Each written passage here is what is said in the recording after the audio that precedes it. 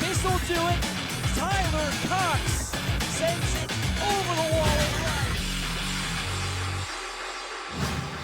Time for some Wednesday night baseball in Wausau on the Northwoods League Sports Network.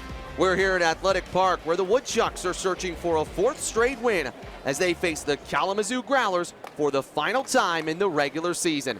Hey there folks, good to have you with us tonight. My name's Matt Clark.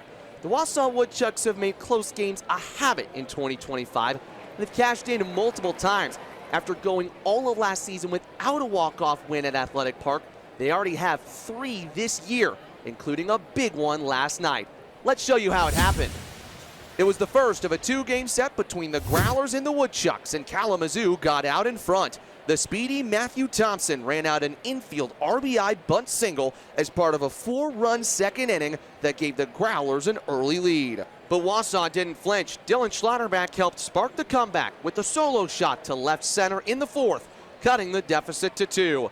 The long ball gave Dylan his team-leading 30th RBI in 2025. Then a familiar face tied the game in the 6th. Max Galvin sharply grounding one past the infield and picking up an RBI single. All of a sudden it was 6-6 and it stayed that way until the bottom of the 9th. Then Dom Rodriguez stepped to the plate with 2 outs and won the game for the Woodchucks with this RBI single. It was Rodriguez's second walk-off hit in a 3-day span, and the Woodchucks started the second half of the season with an exciting 7-6 win. As a result, the Woodchucks start the second half tight for first place in the Great Lakes West. The Woodchucks are 22-14 overall, but need to have the best record in this second half in the Great Lakes West in order to secure a playoff spot. Kalamazoo starts out the half 0-1, but a great opportunity tonight to get their first win. Tonight's player to watch for Wausau is last night's hero, Dom Rodriguez. The Arizona junior won Northwoods League Player of the Night honors with his walk-off single being one of his 4 hits in the win. Rodriguez also hit this solo home run in the game, his second deep shot of the year for the Woodchucks. For the Growlers, it's catcher Cole Garner. The Chipola Community College sophomore has been sneaky good for Kalamazoo. He's hitting just under 300, and he's reached base safely in each of his last 14 games.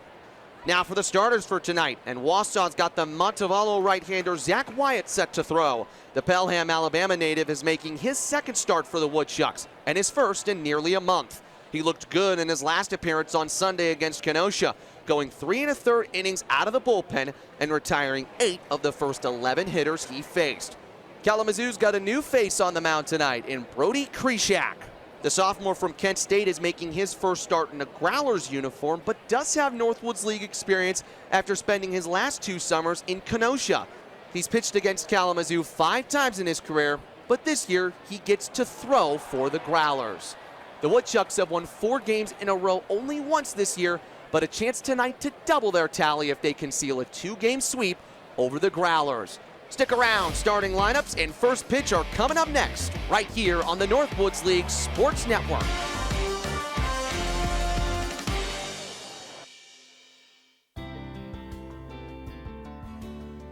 My host families, who I still stay in touch with to this day. Had a great time there. Enjoyed my time playing with the Mashers. Definitely different than I could have ever expected, but definitely enjoyed the time here. Honestly, one of the best summers I've ever had. I got to stay with a great host family that I still see a couple times a year now, and honestly, it was the perfect introduction into professional baseball.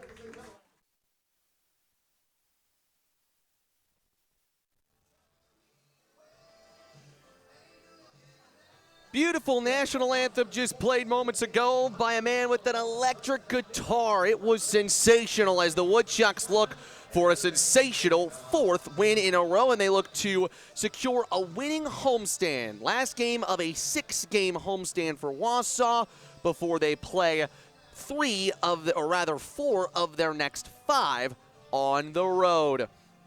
Let's talk about the Kalamazoo Growlers order. Kalamazoo trying to break a 5-game losing skid today. Akers is back in the 1 spot. Isaac Vanderwood did not play yesterday, but he's in today. Parada and Lee both move up in a spot in the order. Ryan Strakirikoff is at the 5 spot. Gabe Springer, he had a good game against Wausau in Kalamazoo back in mid-June. Then Crisp, White, and Garner. None of those guys played yesterday, but that will be the bottom 3 of the Growlers order. Wausau will go with the same infield and outfield as they did yesterday. The only change comes in the battery. It's Galvin, Smith, Johnson, Malone left to right in the outfield. Schlottermack, Berkland, Baldridge, and Rodriguez are starting to cement themselves as the regular day-in, day-out infield at Athletic Park. Brody Sexton comes in to catch for the first time since Friday night and making his 2nd start for the Woodchucks in his career in Wausau is Zach Wyatt. And this is an interesting decision for Corey Thompson to give Wyatt the baseball today. He threw 3 1/3 innings just 3 days ago in the walk-off win against Kenosha. But he is making his 2nd start. Both of them were at Athletic Park, and it's his 1st start since all the way back on June the 3rd. Wyatt went 3 innings in that start. It was against the Royal Oak Leprechauns. And if you've watched Wyatt this year, you know that he is a pitch-to-contact hitter. Only 7 walks and 12 strikeouts in 21 2/3 innings of work. His focus yesterday was great against Kenosha. Like we said in the open, he retired 8 of the first 11 hitters he faced. Things fell off at the end of that appearance for Wyatt, so the key here is building that throughout multiple innings. Brody Akers takes a strike.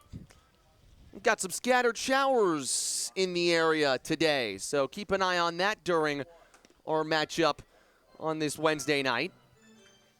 There's an off chance that we could face a delay, but with this being the final game between these two teams in the regular season, we're going to play. And a breaking ball just low and away, 2-1. So Akers coming in after going 1 for 4 yesterday. He was hit by a pitch in the 8th inning. And he chops one at the foot foul, and he's limping that off. That is a painful one for Kalamazoo Star. We've got some blue out here for both teams today. Kalamazoo bringing in their baby blue jerseys, which are different from the jerseys they wore last night, and Wausau's in their navies. The Woodchucks this year, 10-3 when they wear these jerseys, so good luck charm. Akers doesn't offer there, and it's a full count.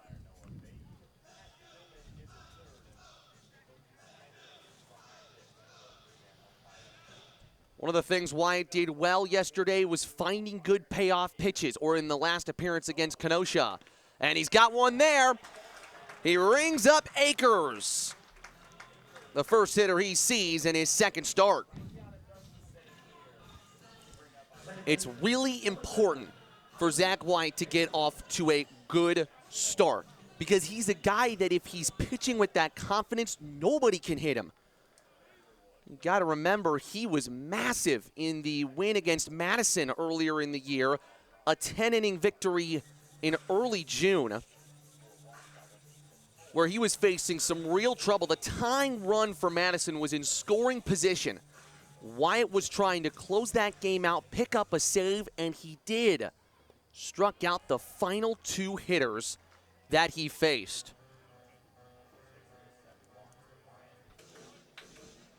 So he's trying to get back to that sort of form, and he is normally a starting pitcher at his school.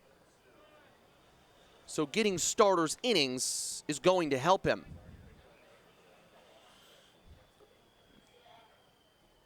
Isaac Vanderwood out of Virginia.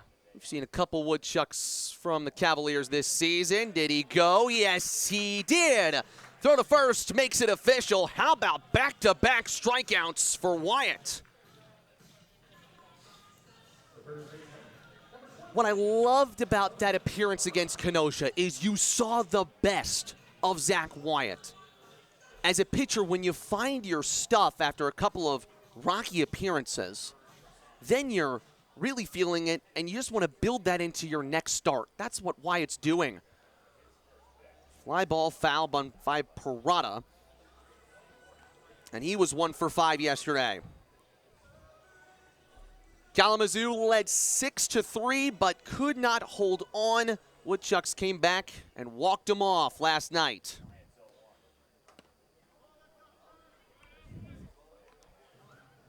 For the Woodchucks, it was another come-from-behind victory. Both of their walk-offs in the last 3 days were come-from-behind wins. Lifted foul into the netting again, and it drops straight back to home plate. Catcher Brody Sexton will throw Zach Wyatt a new baseball. This is a battery we haven't seen that much for the Woodchucks this season. Swing and a miss. Zach Wyatt strikes out the side. Heck of a start for number 4 for the Wausau Woodchucks. You have to be dedicated to playing in Northwoods League. More than 350 Northwoods League alumni have been drafted in the last 5 years, and nearly 140 have made their Major League Baseball debut in that time. You know, they play the games and it's serious. You know, I mean, you're looking at maybe an opportunity to be a professional athlete in baseball. So that's what the Northwoods League's all about, the opportunity to shine. This is Northwoods League Baseball.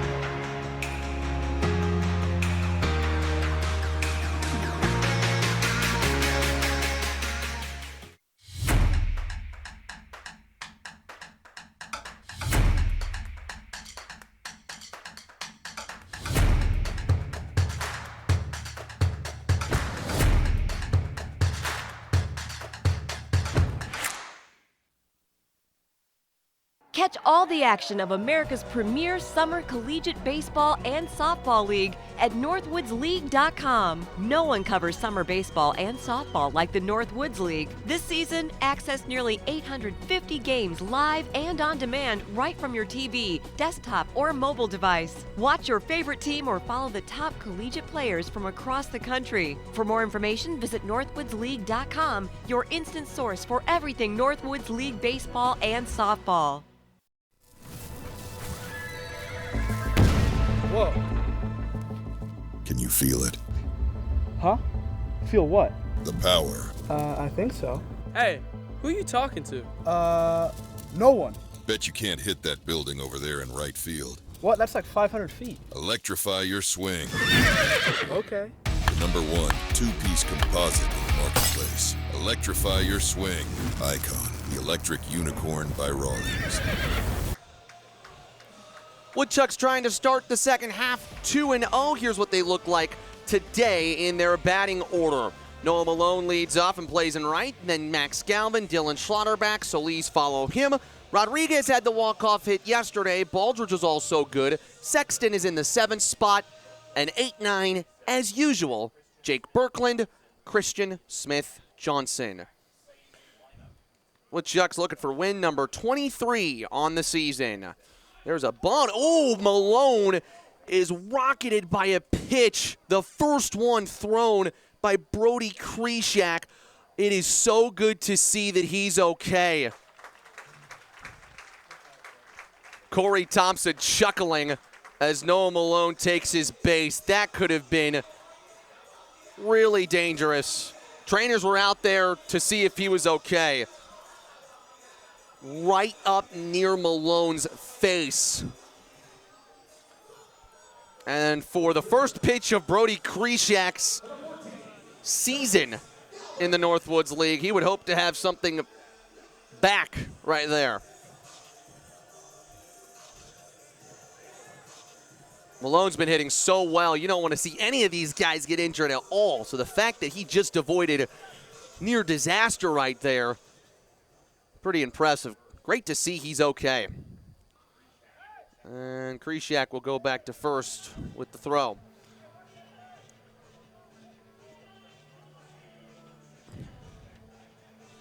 So Malone back in. He started the game on a free pass yesterday with a walk.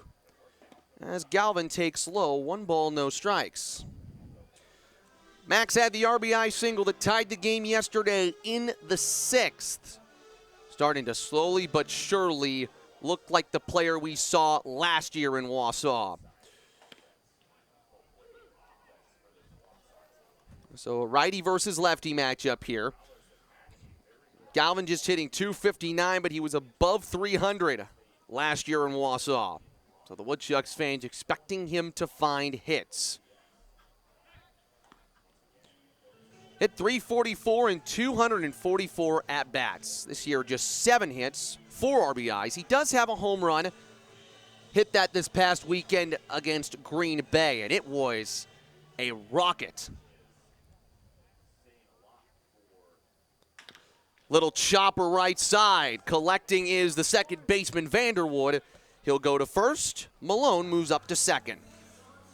Isaac Vanderwood makes the play at second base, and now it's time to take a look at the Growlers infield and outfield. Crisp is in left, but Kirikoff and Lee remain and keep their places in center and right. Akers had a great day at third base yesterday. KJ White is the new shortstop, and then Vanderwood and Parada on the right side of the infield. Cole Garner is the man behind the plate, catching Brody Krishak.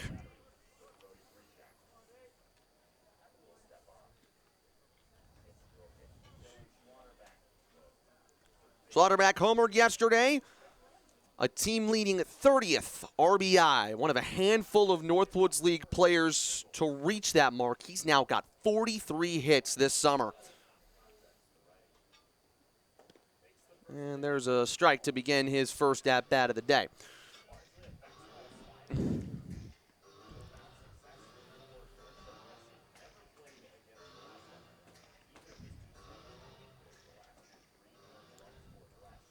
Runner at second for Schlotterbeck.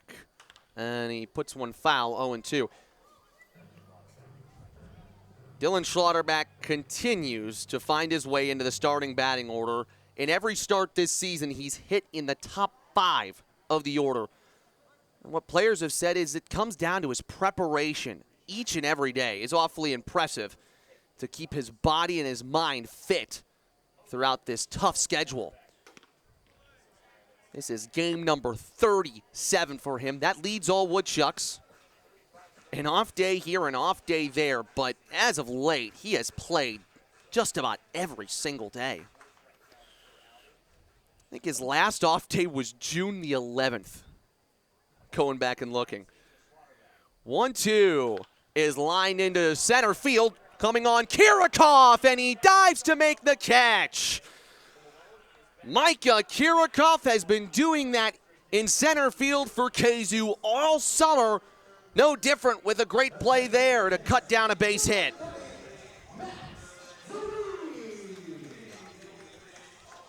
You saw Kirikoff start charging in, and he thought, is he going to let this one fall in front of him, or is he going to go outstretched to try to make a catch? He chose the second option, and by the way, almost got a double play. Malone just got back to second base in time. Solis takes a strike. He extended his hit streak to 11 yesterday. Reached base 3 times. Struck out and grounded out the times he didn't reach base. He's at the DH after catching last night. Or actually, he was the DH last night as well.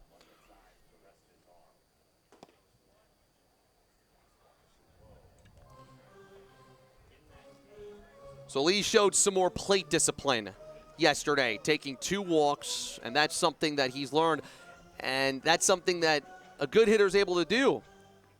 If pitchers are throwing you tough pitches, find your way on base by getting walks. And they're going to check back to second. Malone is out. The Woodchucks stranded or cut down 6 runners yesterday. That's the first that they leave off the base pads today. No score heading to the second on the Northwoods League Sports Network.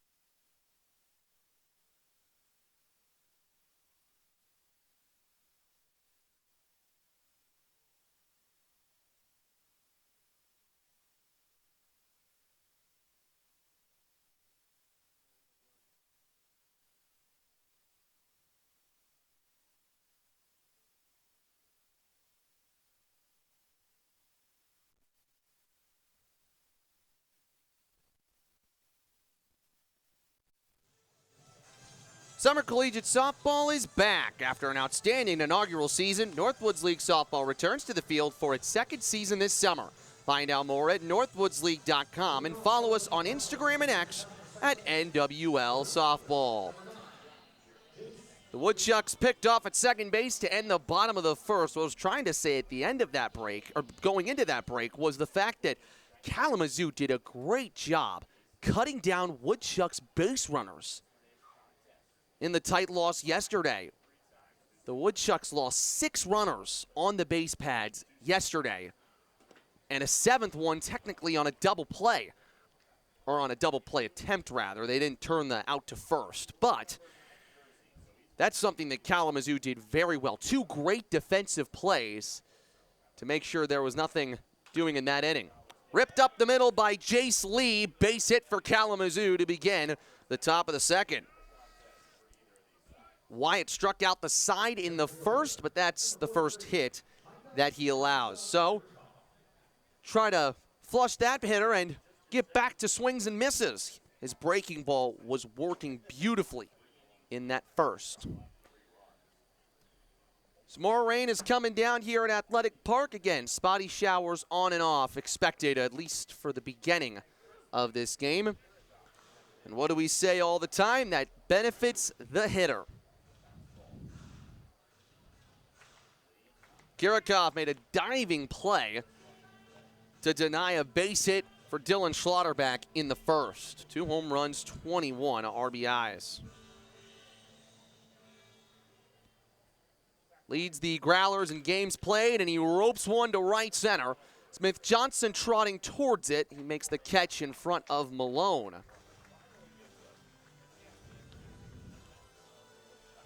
So just like Kalamazoo was doing yesterday, their approach is to swing, which is interesting because they took a lot of walks coming into this series. 237 of them, top 5 in the league.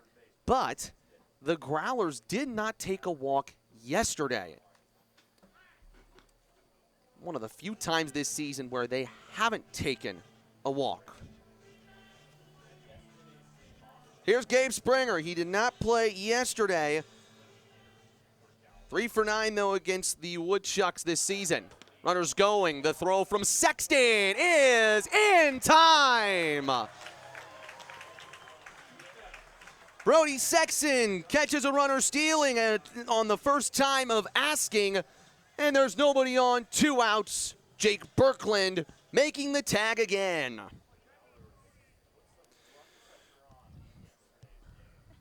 Nice work from Sexton, the catcher.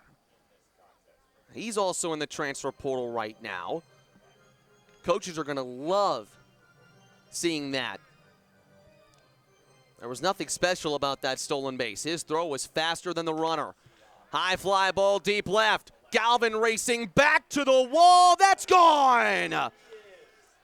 Gabe Springer goes deep for Kalamazoo to open the scoring in the second. Home run number 17 in Gabe Springer's Kalamazoo career. The veteran gives them the lead in the second.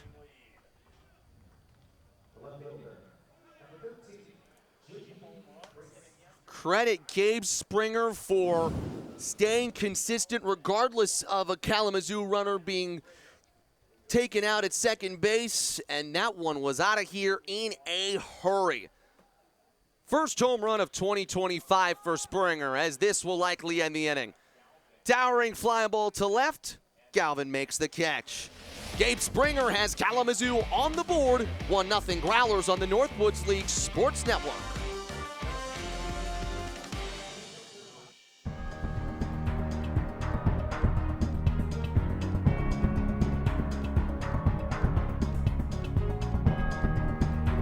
I mean, I had a great manager in Donnie Scott. I had great team members. I had a great host family. That year was really formative from who I have become as a baseball player. Yeah, really helpful. Opportunity abounds with a 72-game season, 35-man roster, strict pitching guidelines, and live television coverage seen by top major league scouts. Yeah, if you're coming out of in college and looking for summer league, the Northwoods League really does. They have the talent and they have the schedule that really pushes you. You're playing on like a minor league schedule, so it gives you the taste of professional baseball. Plus, it gives you those extra games. It gives you the opportunity to continue to get better, and that's what everybody in college is looking to do. The Northwoods League is the ultimate collegiate summer baseball experience. And caught at the fence. What a play by Brady. Connections matter. From a simple hello to building a bond. From small towns to downtowns. Are your connections strong? Fiber internet from 123net. Where you work, where you live, wherever you need to connect. 123net. The Northwoods League has joined Sparkit in reimagining the future of gaming. The Northwoods League Lucky 7 combines the thrill of live baseball and softball with strategic handicapping, allowing fans to compete for $500 in daily prizes. The Sparkit platform enhances the fan experience with leaderboards and real-time updates. Compete with other fans and win cash prizes up to $250 every day. Fans 18 years of age and older can start today by clicking the gaming tab at northwoodsleague.com. The sun is shining at Athletic Park right now, but there's some rain going down. So, in the off chance, we could get a rainbow in this one today.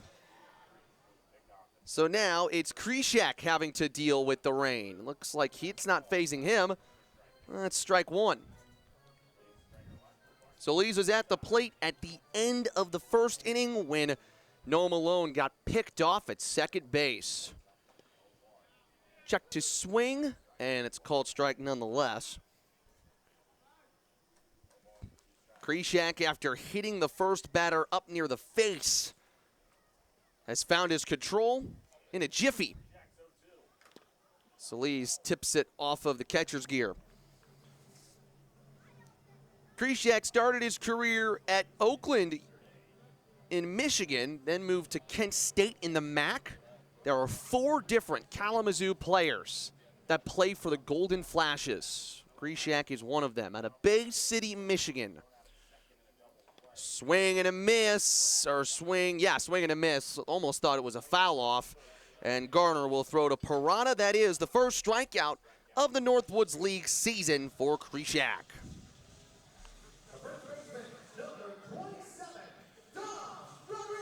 Dom Rodriguez coming in after a great day at the plate yesterday.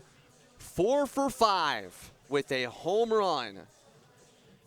2 runs scored and 2 RBIs. Had the biggest hit of the day, walking off the game in the bottom of the 9th. His second walk-off hit in 3 games.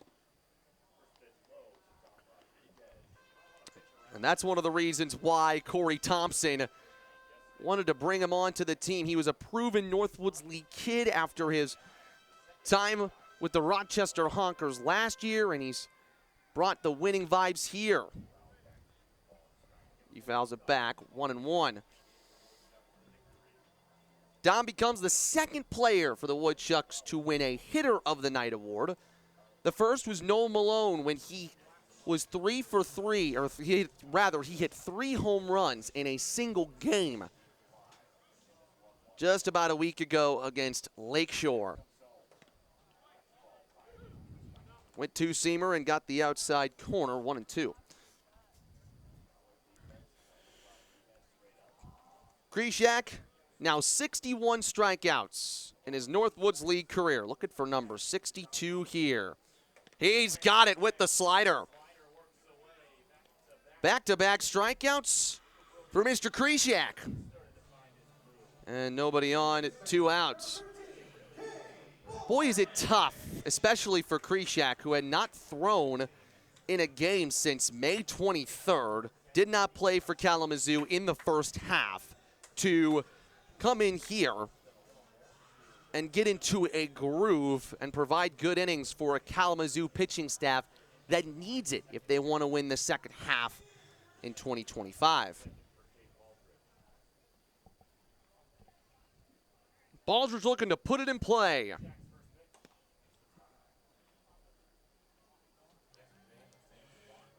Lefties hit a little better against Krishak last summer when he was throwing for Kenosha. Lefties were .283 against Krishak. Baldridge hitting from the left side here.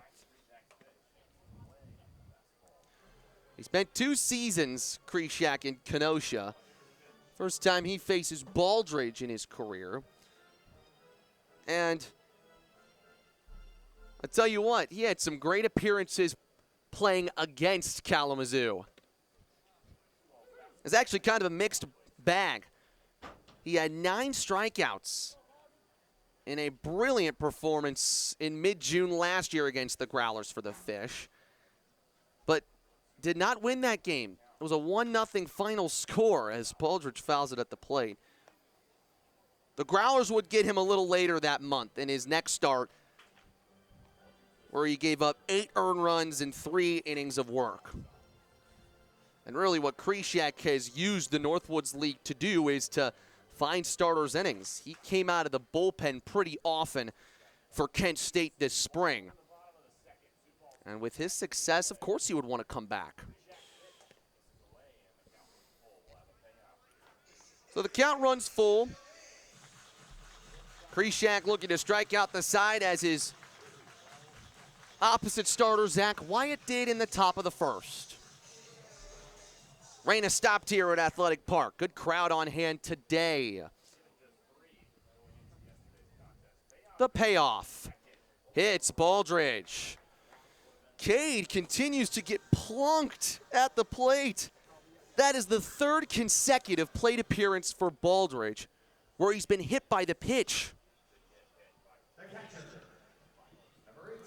If that trend continues, he's going to have bumps and bruises all week. But maybe a chance for the Woodchucks to get a 2-out rally going. Here's Brody Sexton, who's been waiting his turn to get back into the lineup. Loved his work last Friday in a 1-run loss to Green Bay. How about 2 for 3 with 2 RBIs, one of them on a sac fly, one on a single. And Krishak caught the corner on the inside, froze him there, 0-1. In the transfer portal after his season at Grand Canyon University, he's been working hard to impress college coaches across the nation. Started his career at Iowa Western Community College.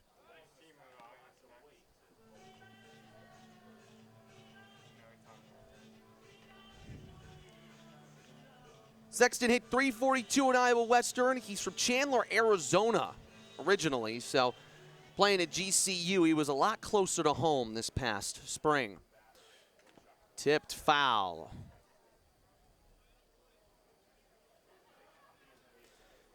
Faced a little bit of injury earlier this year when he got crossed up on a pitch at Fond du Lac, but really recovered from that quickly. I mean, as a catcher, that's the toughest position. You've got to be super tough to play catcher. And Sexton has lived up to that this year.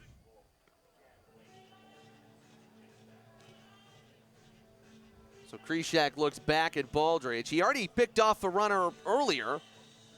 Might as well do it again. He's ahead 0-2 on Sexton. Ground ball up the middle, and it's fielded by Vanderwood, and he steps on the bag for the third out. Nice work in the second by Krishak. He holds Kalamazoo's one-run lead on the Northwoods League Sports Network.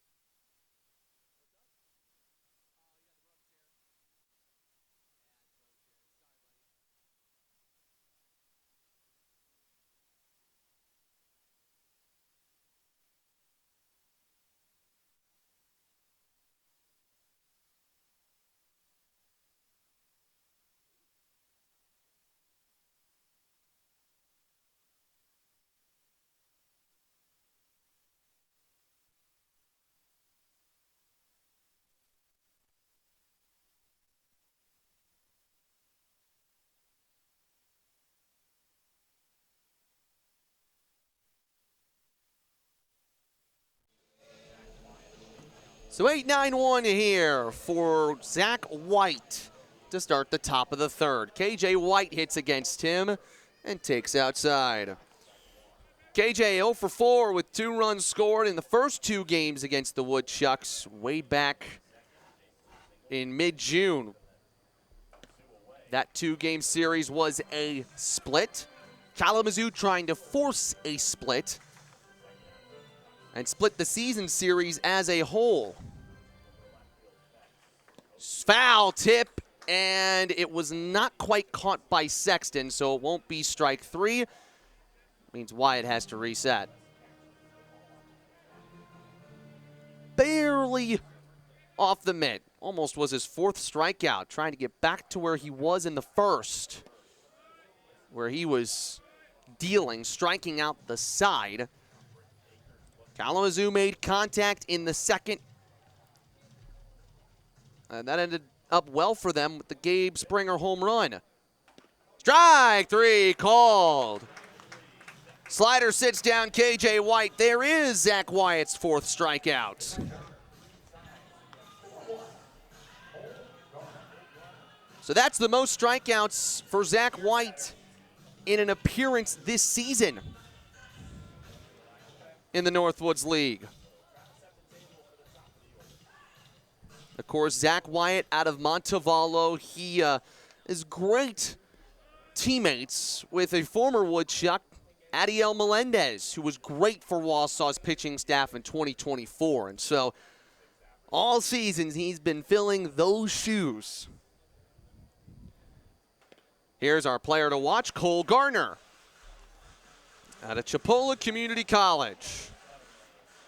From LaGrange, Georgia, LaGrange High School. A home run and 19 RBIs this past season. Wyatt is filling the zone now, 1-2. We told you, Wyatt doesn't walk many, so Kalamazoo's going to have to swing to beat him. Good leave by Garner. Final game of the 2025 regular season for Wausau against a Great Lakes East opponent. They split a 4-game set with Royal Oak and then took 3 out of 4 this season against Kenosha. After splitting on the road, they took both games at home against Kenosha. They're looking to do the same to Kalamazoo. Chopper to Baldridge at second. He hauls it in and fires to first.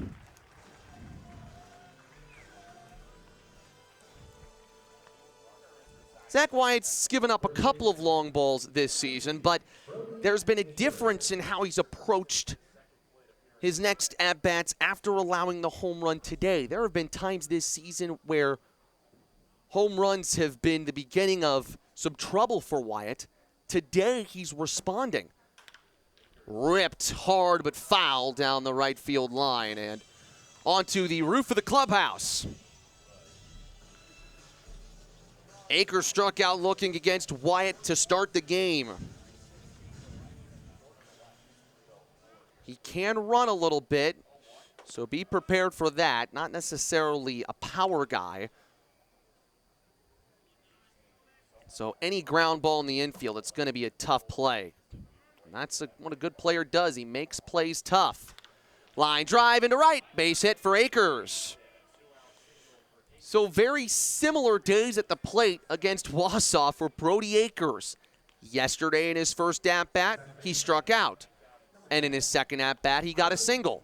He's got the same setup today, and Vanderwood will hit with a runner aboard and 2 outs. Vanderwood out of St. John, Indiana. Sexton tried to bring that one in, but it's a ball just high. Second best shortstop in the 2024 class in Indiana. But did not play for Virginia in 2025. And of course, Virginia is the hot topic of the college baseball world with Chris Pollard getting hired there. Their old coach left for Mississippi State. So that moves some things around.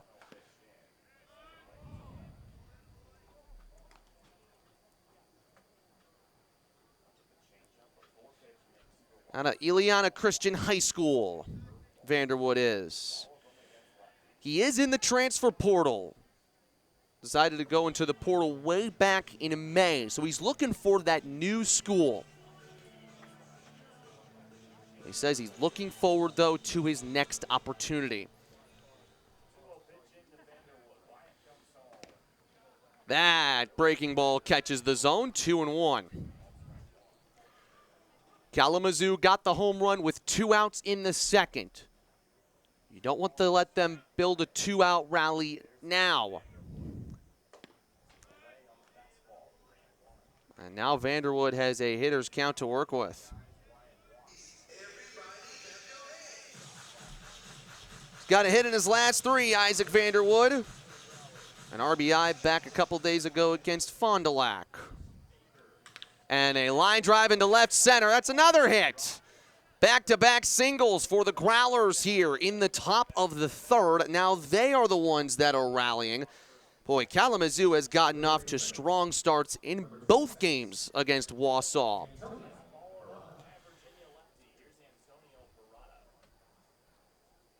That's what good hitters do. They work the count in their favors.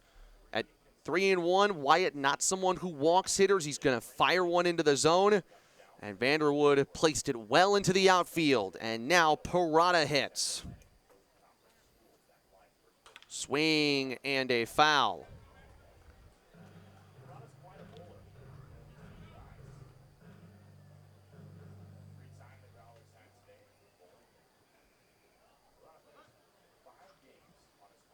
Parada, a returner from last year's team. Also a man out of Virginia.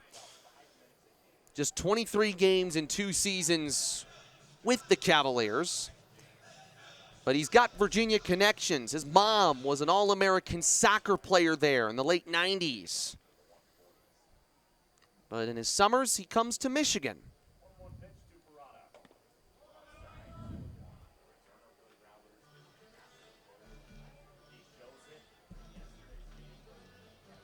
Played 37 games last year for Kalamazoo. Just a 189 hitter, but hey, he got to lift the Northwoods League trophy.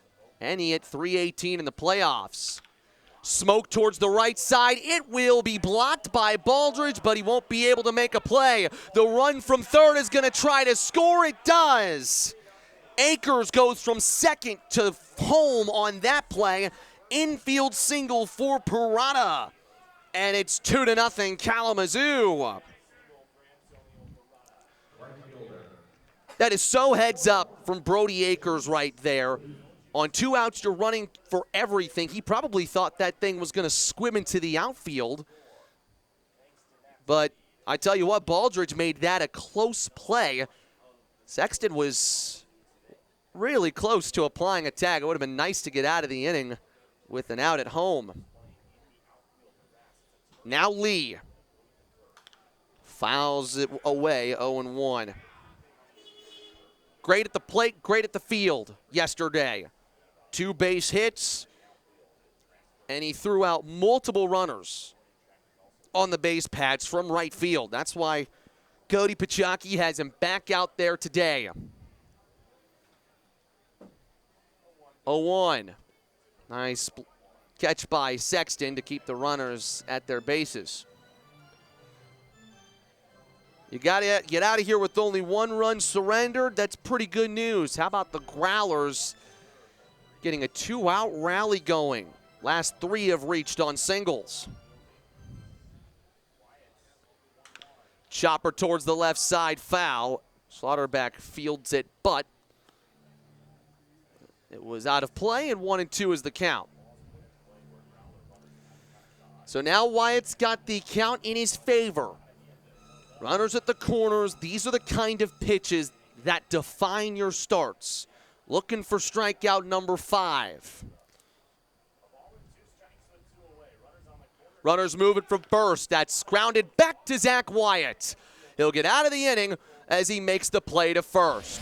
1 run scores for Kalamazoo. They double their lead here on the Northwoods League Sports Network.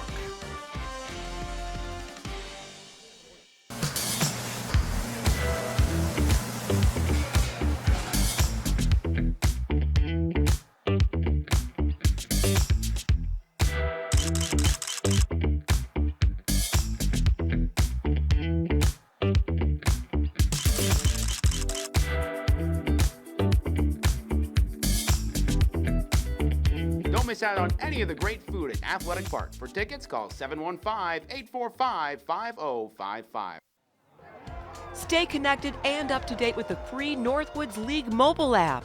Avoid the lines and buy tickets to any Northwoods League games anytime, day or night. Subscribe for free and watch games live from anywhere all season long. Get the latest news and stats on top collegiate players from across the country or personalize it with your favorite team. Either way, we got you covered. The Northwoods League mobile app is free and available on the App Store or Google Play. The 1-2. Swung on, floated, shallow right. That one, another diving catch. Carly Oliver, these Nightmares are putting on a clinic. It's an atmosphere not like you're used to in college. It's a lot less pressure. You can really just meet friends, meet people that you're going to love forever, and just soaking up the moment, enjoying the game. It has been so amazing. Everyone has been so nice and friendly, and just making friendships and finding mentors that I'm going to run to for the rest of my life for sure. It was unexpected, and it was such a big blessing. Before Max Scherzer, Chris Sale, or Pete Alonso ever took the field in Major League Baseball, they were taking the field as players in the Northwoods League. Every year, more than 90 Northwoods League players are drafted by Major League Baseball teams. The Northwoods League is the largest organized baseball league in the world. The Major Leaguers of tomorrow are playing baseball in the Northwoods League today. Get your tickets and gear online, then visit a Northwoods League ballpark near you. Are you a baseball or softball coach? One way to coach to catcher communication is brand new to the game, and the Northwoods League has proudly partnered with the Headset app to be their preferred coach to catcher communication solution. Try it out with your team today using hardware you already own. Download the Headset app from your app store and try it free for 5 days. Jake Birkland looked good at the plate yesterday for Wausau. Big RBI single in the 6th, and Wausau's comeback attempt that was successful. And that's the 3rd hit by pitch from Brody Krishak. Birkland turned to his right, took that square on the back, and another leadoff runner is aboard. Well, how about this? Krishak is not allowed to hit. The 3 hitters for Wausau that have all reached on hit by pitches. Let's see if that trend continues. Hopefully not, with Smith Johnson coming to the plate.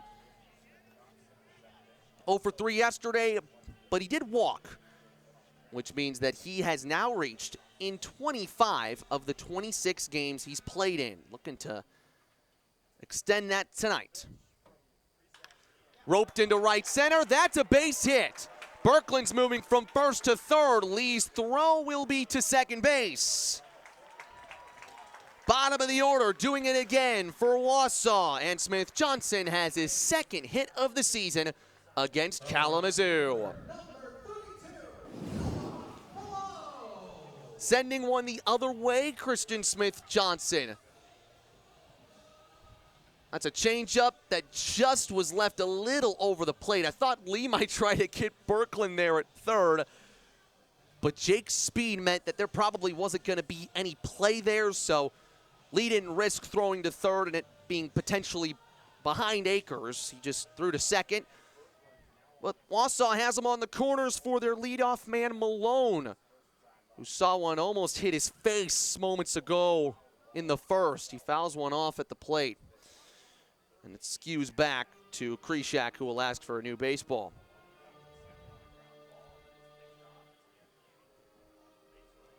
The first pitch Malone saw from Krishak was about as up and in as possible. One of the 3 hit by pitches today for Krishak. Back to first goes Smith Johnson. If you've watched Wausau Woodchucks baseball, this would be a heck of an opportunity for a double steal. 2 very capable runners on the base pads. Try to move Smith Johnson from first to second, and maybe Birkland a delayed steal home. And Krishak steps off. And he threw to nobody there. That'll reset him for the 0-1.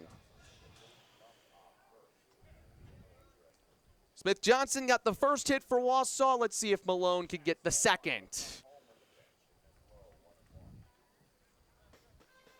While Krishak has hit 3 batters today, he's done a very good job of limiting any potential big innings for Wausau. The Woodchucks haven't been able to string any hits together yet.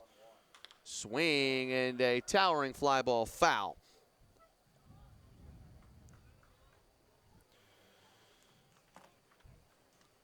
Talked about it yesterday. When Malone swings and puts it in play, if he gets a hit, he's normally going for extra base hits. 13 extra base hits for Wausau, and he's second among all qualifying players in the league in slugging percentage. So, as a result, it was odd that he did not get an extra base hit yesterday. Got an RBI on a fielder's choice in a very similar spot to the one he's hitting in right now. 1-2. Ball off the glove. Good check swing by Malone. Birkland will stay at third base.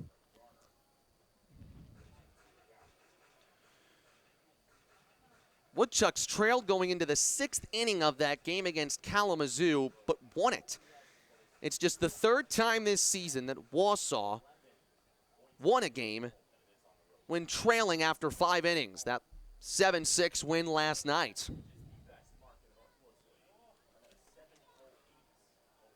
Slider off the plate, full count.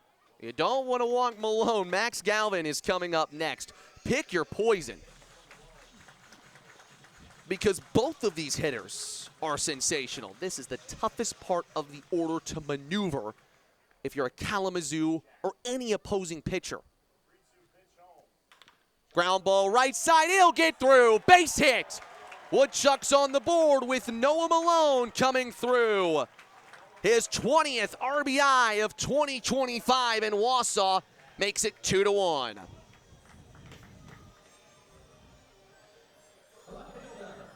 He continues to remain excellent against Kalamazoo. How about RBI number 9 in just 4 games against the Growlers this season? Kalamazoo will be glad they do not have to face him again after this game tonight. So now the Woodchucks with back-to-back hits. They're looking to make Kalamazoo pay for leaving some runners on base in the 3rd. Go back to that ground ball to end the top of the 3rd with 2 runners aboard for the Growlers. That's why that at-bat was so important for this game. It's a reset Wyatt.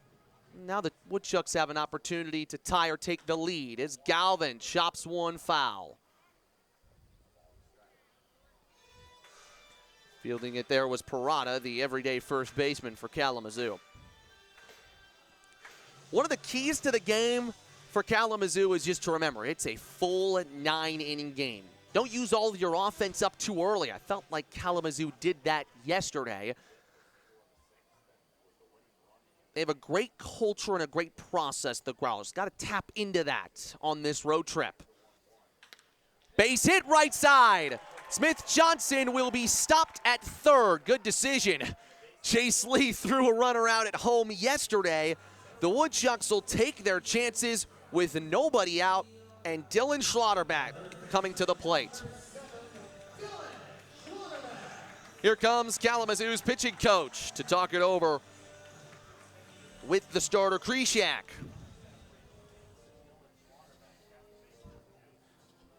Krishak's career in the Northwoods League has been some good, some not so good. And today we've seen both sides.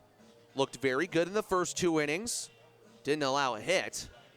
And then in the 3rd inning, he had to face 8-9-1. And that's scary for any pitcher, especially when Smith-Johnson and Birkland can get on base to start an inning, because that just juices up the top of the order to go crazy. Schlotterback was robbed of a base hit in the 1st. Micah Kirikoff making a diving play in center field. Wausau did not cash in on opportunities like this until late in the game yesterday. They'd like to take the lead right here. Smoked up the middle, base hit. Tie game as Schlotterback comes through. Malone is going to stop at 3rd. 2-2. And Dylan has RBI number 31.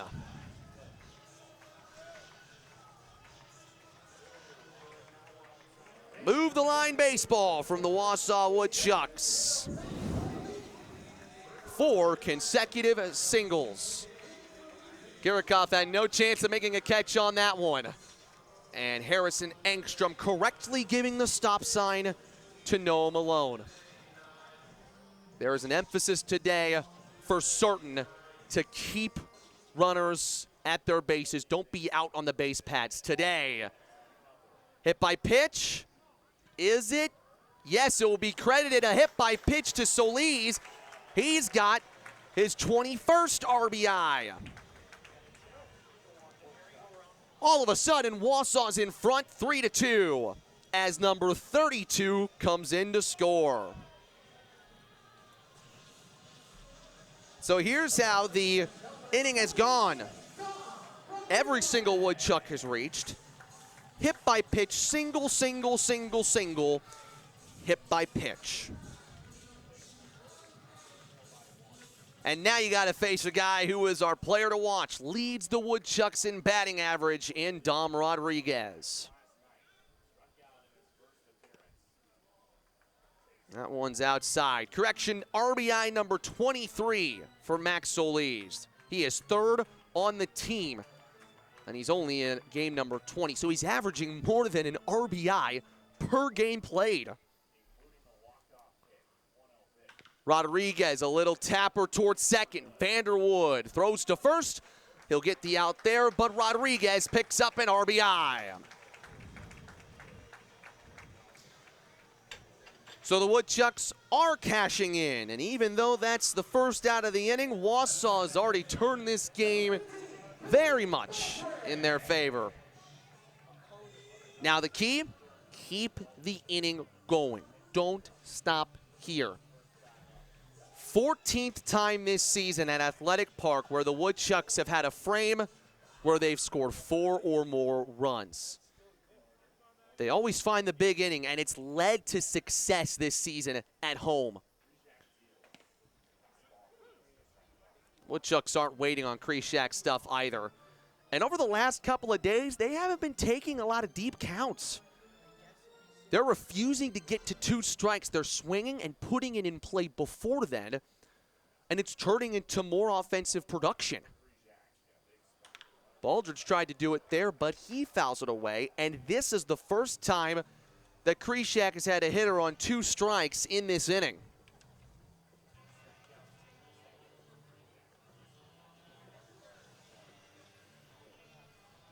Well, the Woodchucks would like a big inning. They don't want to keep playing close games.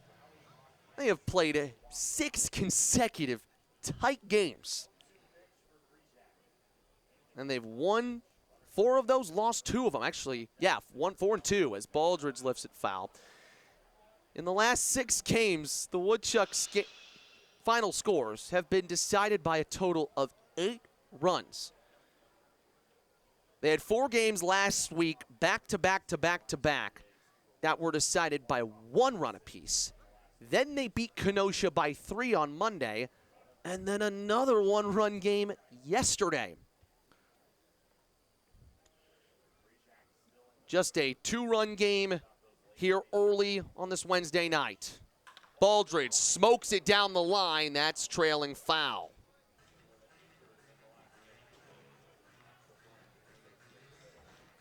We've seen that turn power from Baldridge in the past.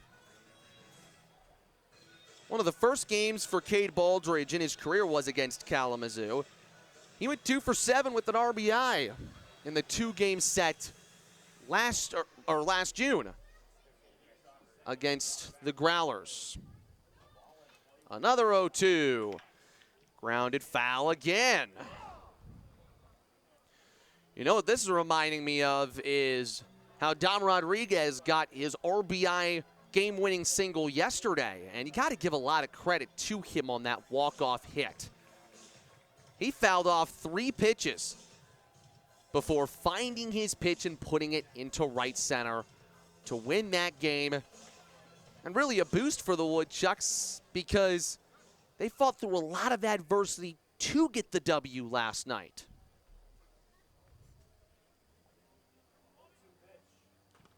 And that is the first ball that has been thrown to Baldridge in this plate appearance. I'd be thoroughly impressed if he found a way to work this back for a walk. Right now, looking for some contact. It's one out. A fly ball gets you another run in.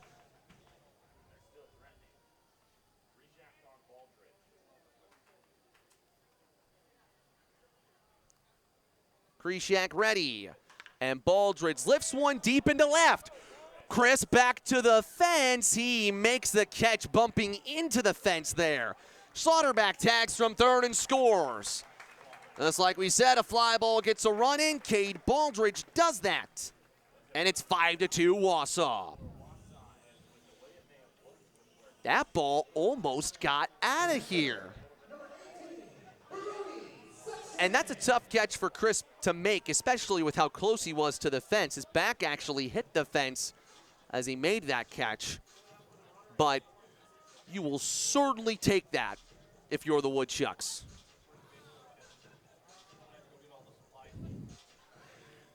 Brody Sexton now hits.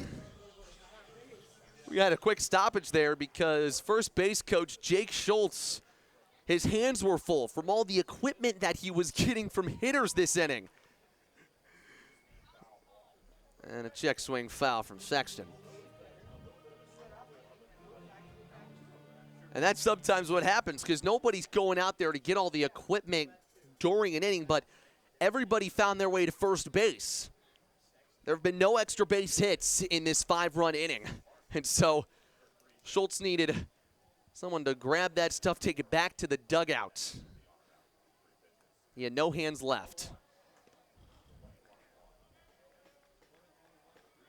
And you got to think in this point that Krishak is getting a tad close to pinch count. Woodchucks have hit around. Everybody in this inning has either reached base for Wausau or they've recorded an RBI. That's winning baseball. Sexton pops one high in the air to right.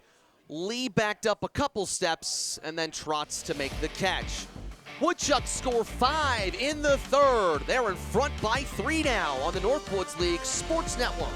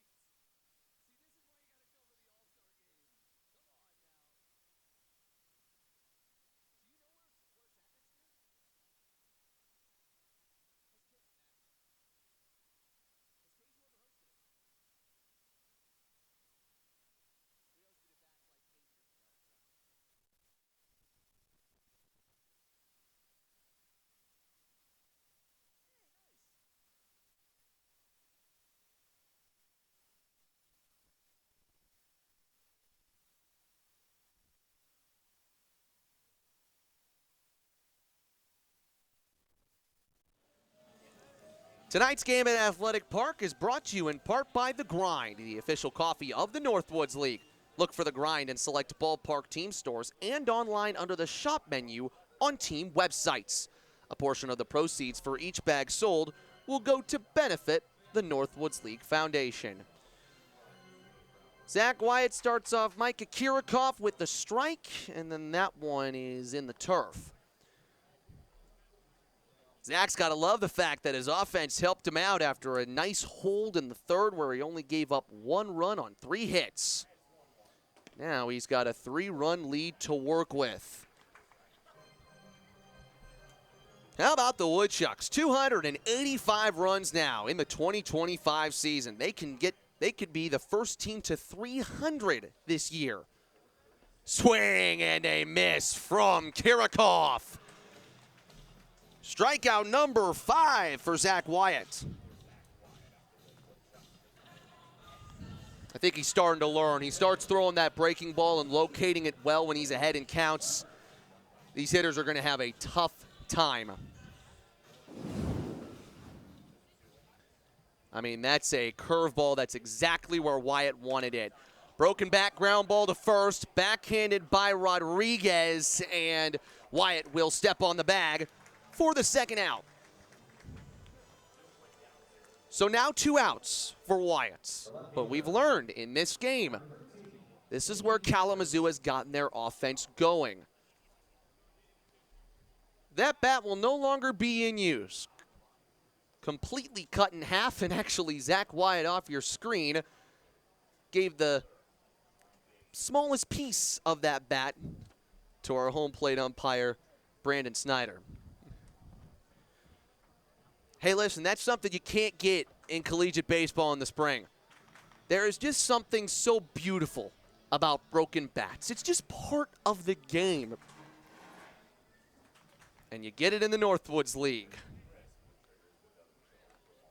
There's actually a time earlier this season where Wausau broke so many bats that they had to quickly order some new ones. They were running out of sizes.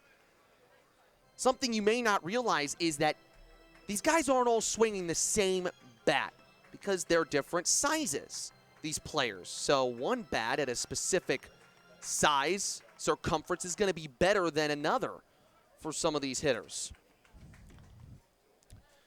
So some of the bigger hitters will get heavier bats with maybe a little bit bigger circumference. Smaller hitters will go with smaller sticks. Strike 2 to J.D. Crisp.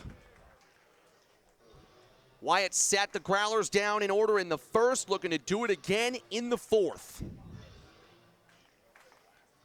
2-2. Check swing. He went around. Zach Wyatt is locked in for the Wausau Woodchucks. They're up 3 here on the Northwoods League Sports Network.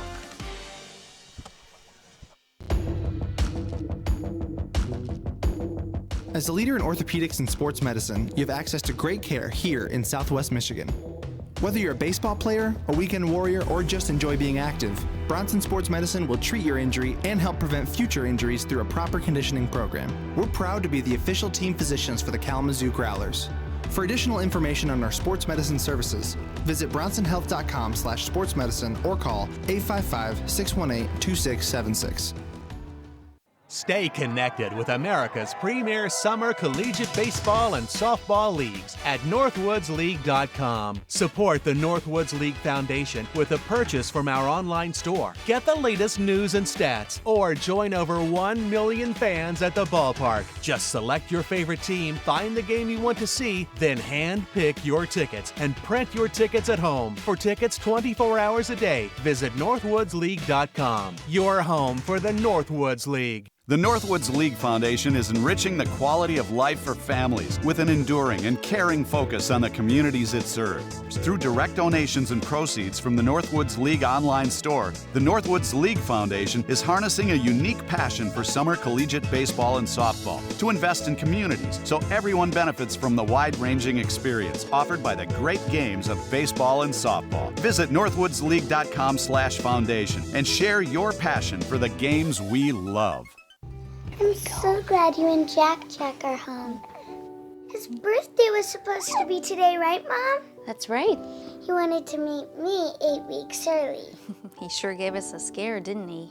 Yeah, but he's so perfect. It's just you and me, Jack Jack. Can I take him to show and tell? We'll see.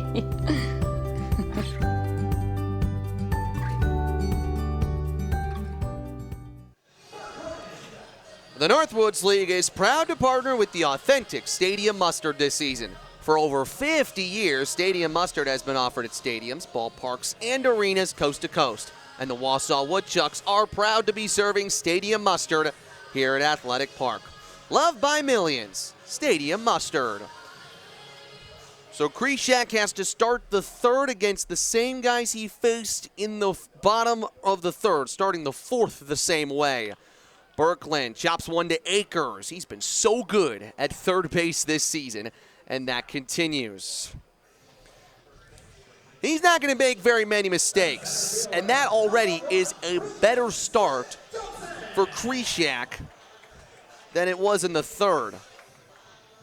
The reason why Corey Thompson has guys like Jake Birkland and Christian Smith-Johnson in the bottom of his order is to get on base so that the top of the order can bring them in. Well, that method worked to perfection in the third when the Woodchucks put a five spot up. And 1-0 to Smith-Johnson. But if you can get the leadoff hitter in Birkland, now you have more room to work with. Smith-Johnson has a lot of infield bunt singles this year. Yesterday, he tried to bunt on Brody Akers at third, and Brody had him out by 1.5 steps. It wasn't even close. And normally, when Smith-Johnson lays down a bunt, you're in for a tight play. Swings on 2-0 and chops it foul at the plate.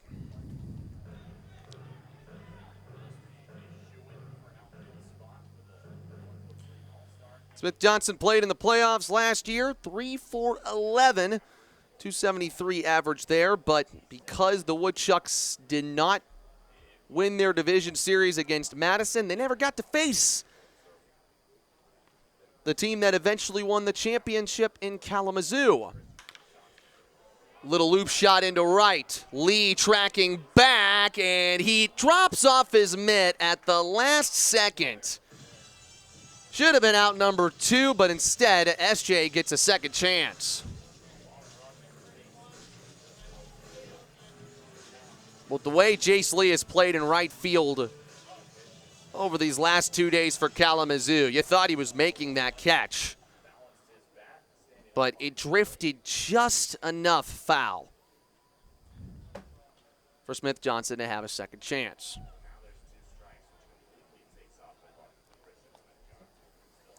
Two home runs, 27 RBIs for Smith-Johnson this year. Hasn't hit one out in a minute, though. Had a grand slam in early June against Royal Oak. Home runs not necessarily his strong suit, but he can piece a ball every once in a while. Swing and a foul tip.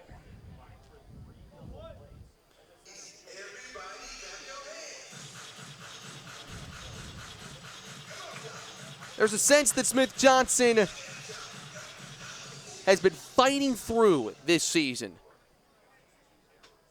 Not everything has been easy peasy for Smith-Johnson this year. He's worked through some adversity, which is awesome. Lined into center field, but that will be straight at Kirikoff. He pulls that one in for the second out. That's about the same spot that Smith-Johnson put his first piece of contact, which was a base hit. Kirikoff didn't have a chance at a catch the first time, but this time he makes the play. Malone continues to find his way on base. So funny, Malone has this walk-up song, Say It Ain't So is the walk-up song. I don't even know if that was intentional from him at the beginning of the season, but he started out so well that he said, keep the walk-up song. We're not changing it.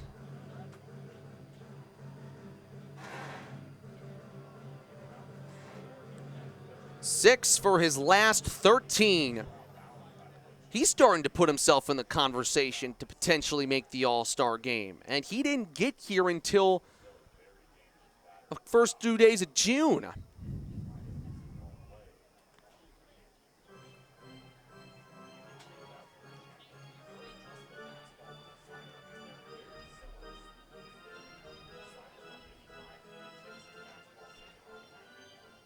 "18-game on-base streak for Malone, which continues. Now it's 19 games. Can you believe that?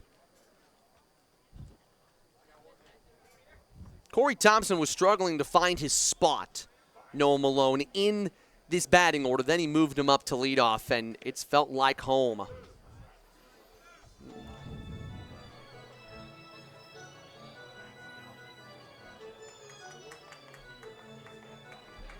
Nine multi-hit games for Malone this year. He could get his 10th with a base hit right here. Almost strike 3. Instead, the count goes full. On-base percentage of .534. Malone gets on base more than he gets out. That's what you need out of a leadoff hitter. Grounded sharply foul towards the third base fence. And a man out of the bullpen will come grab that. That's Philip Miller for the Woodchucks. Left-handed pitcher. Could potentially see him out of the bullpen today. But Zach Wyatt is shoving for Wausau, so he's probably staying in. Fouled away again by Malone.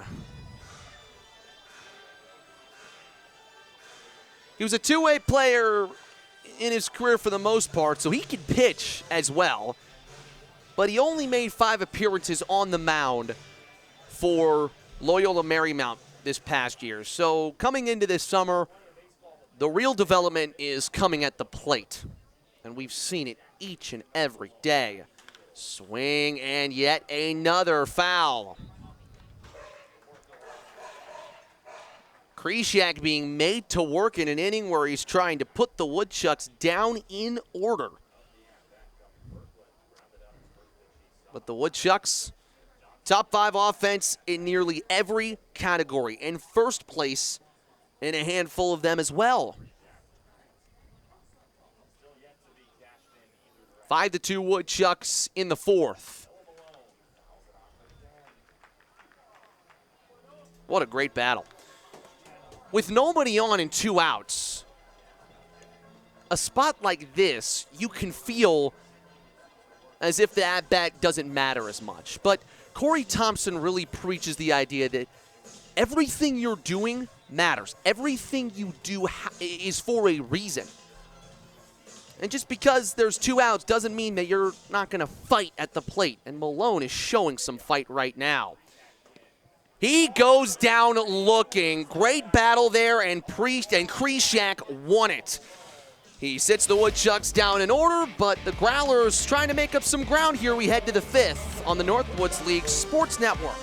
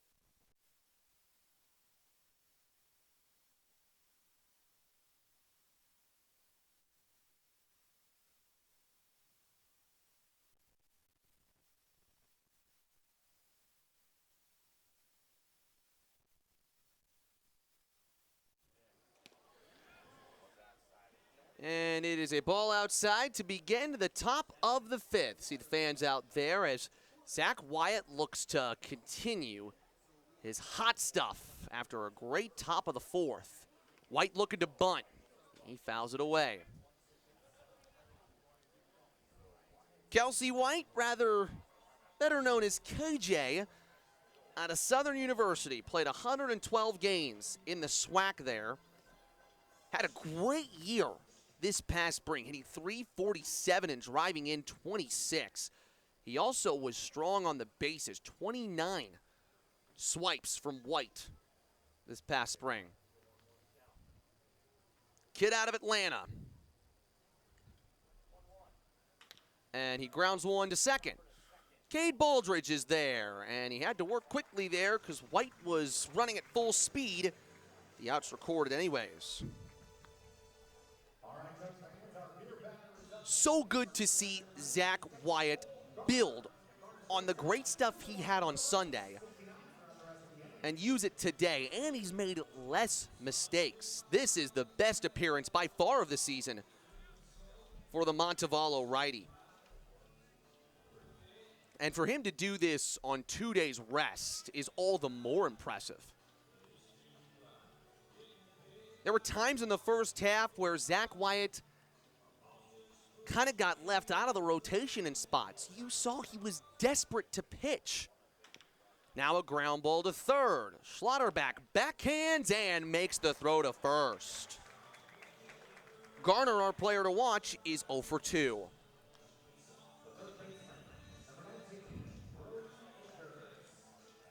The good news for Wyatt, though, is he knew, and I actually talked to him about his performance on Sunday, and he's got the right mentality. He said, thanks so much. I'm glad I had a good appearance on Sunday against Kenosha. Hey, let's go win the second half and win a Northwoods League championship. When you've got guys that are saying that, especially pitchers, you're in good shape. A lot of pitchers come in and they're getting their innings, right? And understandably so. You want to be fresh and ready to go for the spring and college. Try to do something special with your respective teams. Not a lot of people focused on winning the league. Roped into left, base hit for Akers. Yet another 2-out hit for Kalamazoo.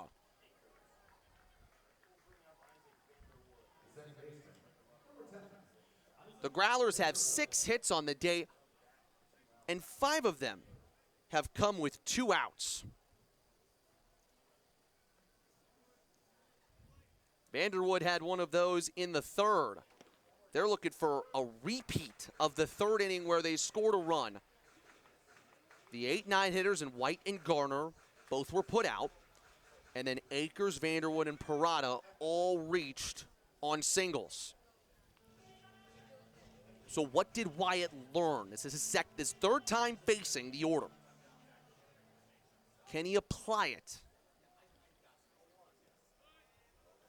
This is the time to really put your foot on the opposing team's throat if you're a pitcher. You don't want to open the door to a rally here in the 5th. Swing and a miss. 1-2.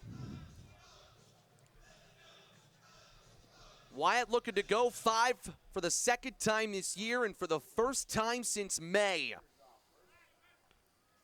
He'll go back to first, and you're safe, Brody Akers.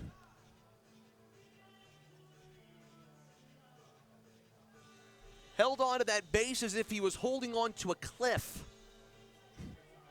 Obviously, you don't want to be picked off for the 3rd out. A weird slide from Akers nonetheless. Runners moving.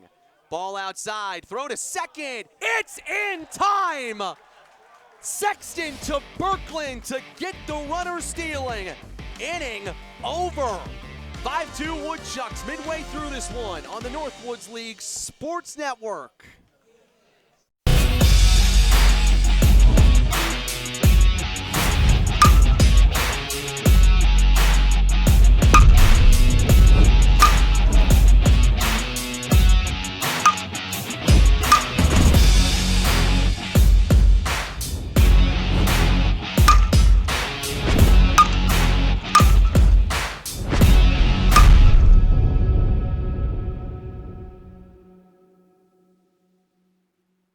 Dan Wood Company has been serving Southwest Michigan since 1991 and has been a part of a family tradition that has served Michigan from coast to coast for 110 years.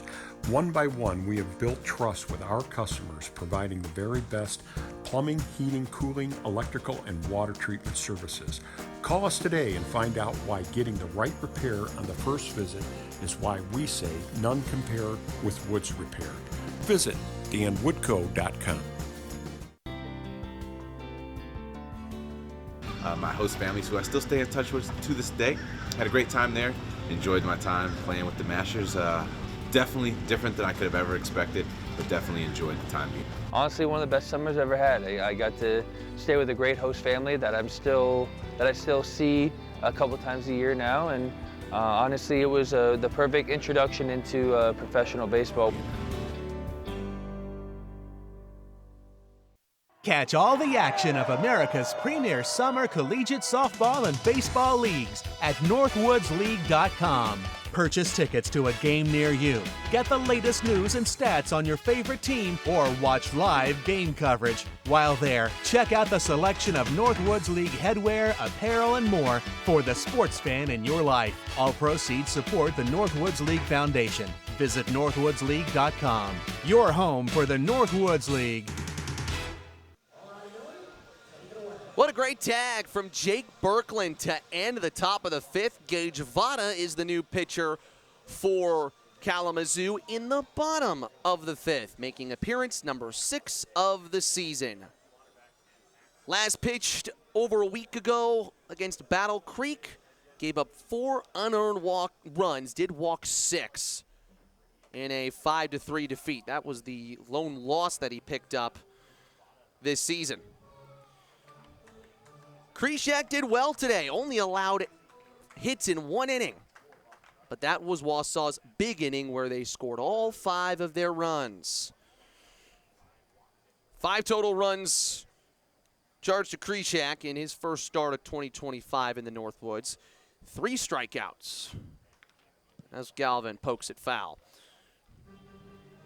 He hit 4 batsmen. I think that's the most times a opposing pitcher, has hit Wausau batters in the 2025 season.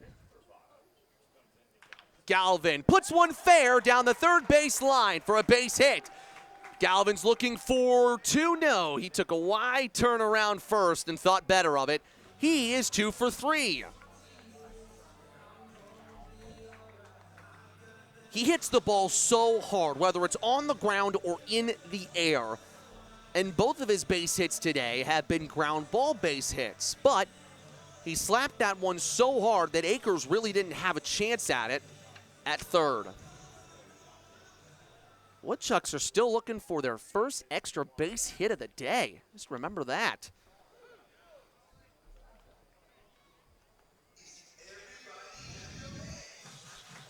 This team all of a sudden has 339 hits this year, looking for 340 with Schlotterback.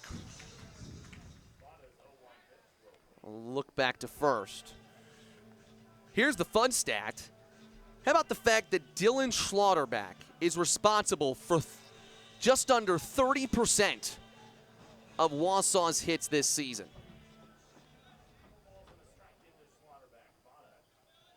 Rather, 12%. And a little tapper to short. White's going to have to charge. The throw to first was almost wide, but a nice catch by Parada put Schlotterback out. Normally, sometimes for a first baseman, you're seeing him stretch to his right. That time, Parada had to stretch towards his left and make sure he didn't collide with Schlotterback there, almost football style. You see Galvin there, he moved up to second base on that ground ball. Galvin's only Solis has only put it in play once against Kalamazoo in this 2-game set. Earned an RBI on a bases-loaded hit by pitch, just barely hitting his fingers when he faced Krishak back in the third. 1-0 is on the outside corner.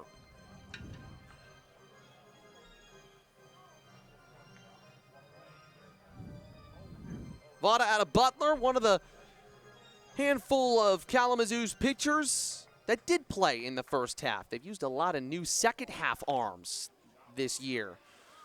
That was rolled to third, but it was off of Solis' foot first, so foul ball.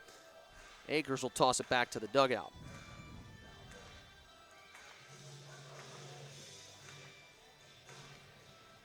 Did not pitch this past year with Butler, but did have 16 appearances in 2024.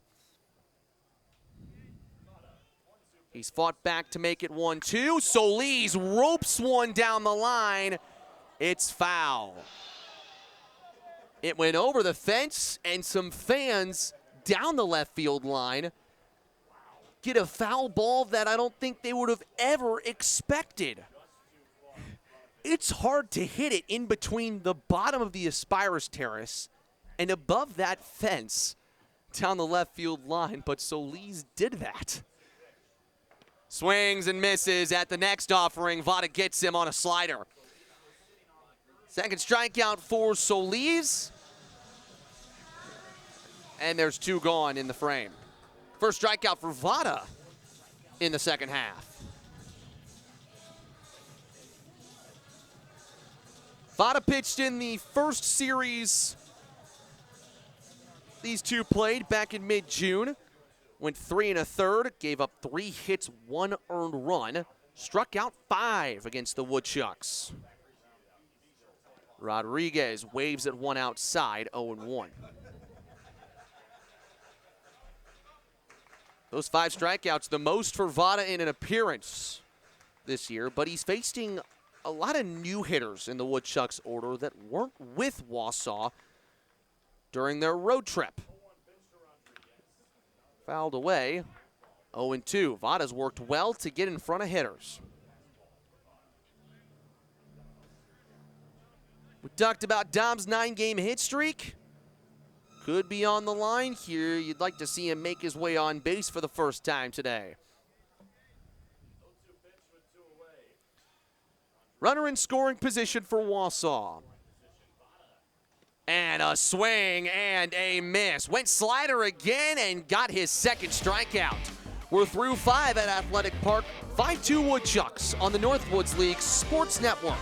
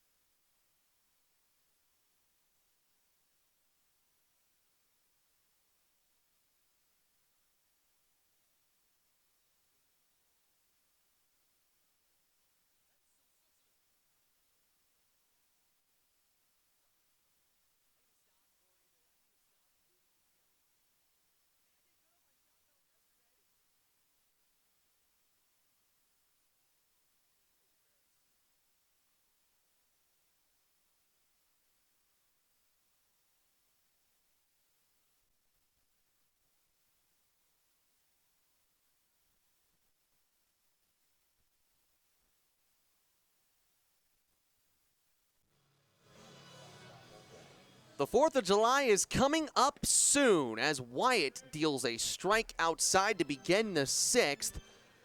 The Woodchucks are playing at home in the 4th of July this year. They're going to host their rivals, the Madison Mallards.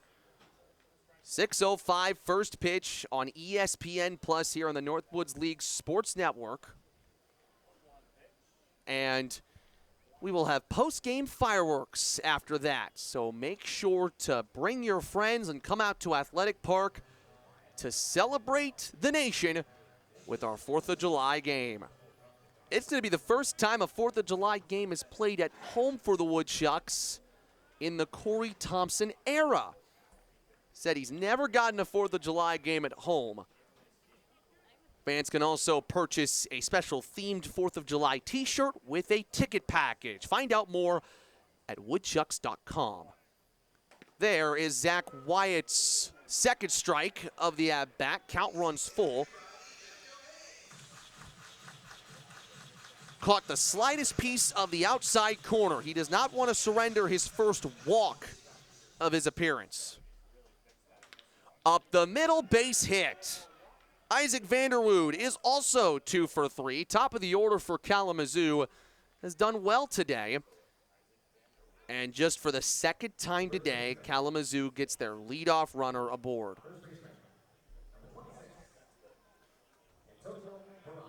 Boy, you'd really love to see Zach Wyatt get through the 6th here. His longest appearance of the year, 5 1/3. He had a lot of long appearances last summer when he played for the Lafayette Aviators in the Prospect League.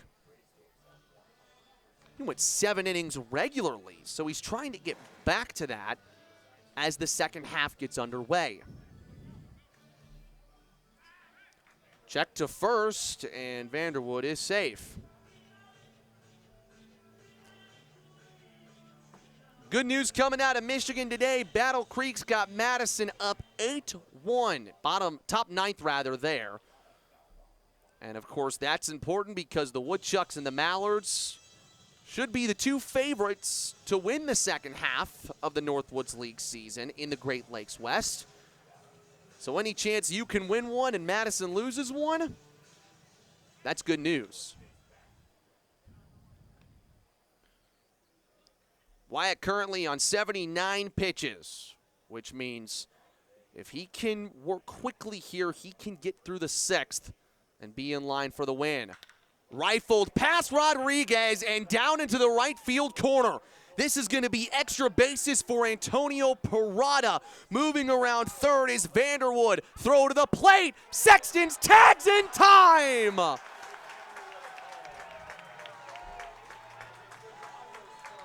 Great work from Malone to get it into Baldridge on the cutoff. He makes a great throw to deny Kalamazoo of a run. Growlers press their luck trying to move Vanderwood from first to home. And Brody Sexton makes yet another great play for the Woodchucks behind the plate. No RBI there for Parada. He does get Kalamazoo's second extra base hit of the game. And Corey Thompson will come out to the mound, and you can see him. He's joking around with Zach Wyatt, trying to keep him loose. You can see Wyatt laughing that off.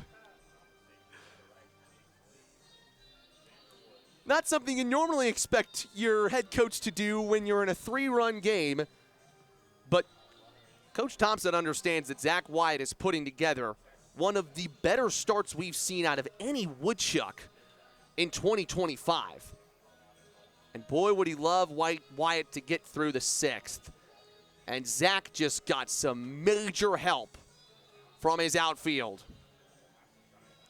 There's justice for Malone, by the way. He almost got a runner at home in the Kenosha 2-game set. And he got brutally unlucky. It was a tight play, and he couldn't quite make it. But this time he did. Home plate umpire Brandon Snyder motioning to his 2 field umpires, Noah Fahey and Matthew Newman, to get to their spots in this situation, which is second base, 1 out. So Fahey will call things up the middle. Newman is at third. Swing and a miss for Jace Lee.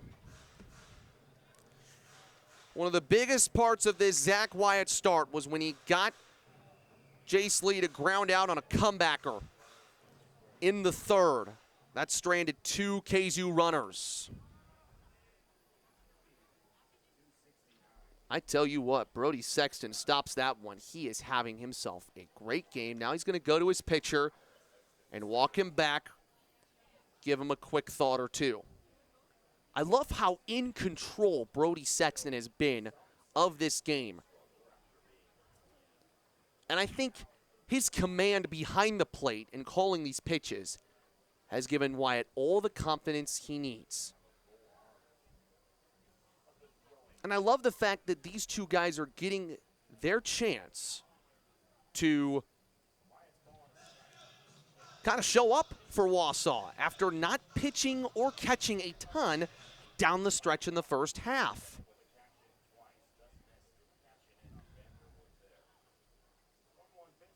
Swing and a base hit into right field. Vanderwood is going to be stopped at third. Moving to second here, there's going to be a pickle as Lee is in between first and second. Birkland's going to tag him out before he gets back to first. Jake Birkland comes from shortstop to the right side of the infield and gets Jace Lee after he was hung up between first and second base.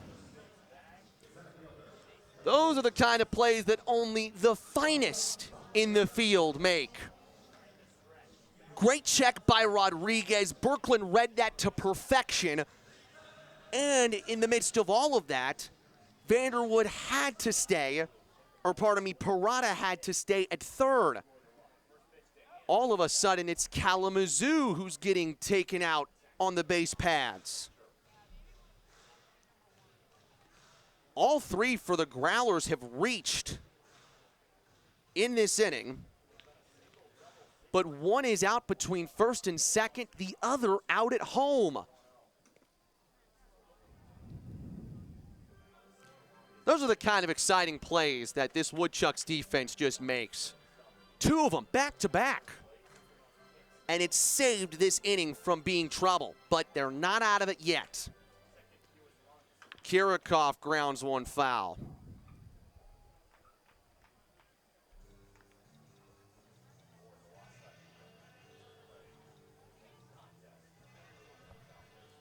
Malone was in the act for both plays right there, by the way.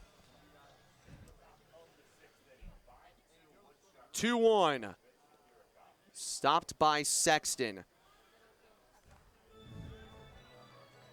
You walk Kirikoff here. Remember, Wyatt has not walked anybody today.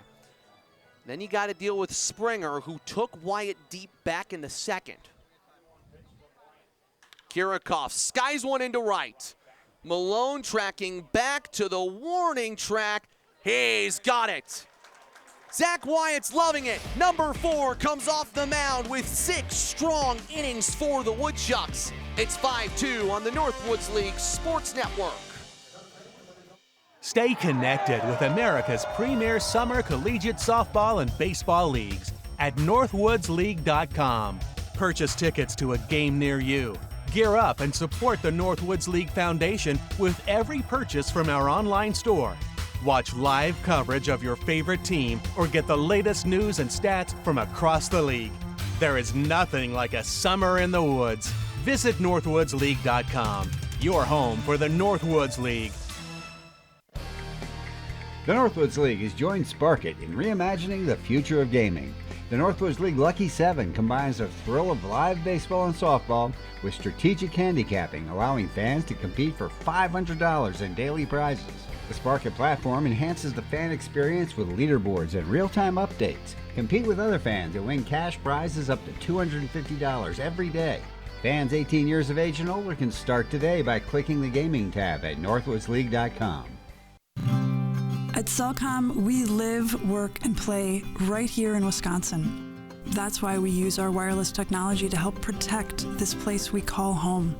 From collecting and sharing data on the health of local waterways, to strengthening our fish populations and monitoring bird migrations, We're a wireless provider who shares a passion for wanting to make a difference, giving back to this place we love.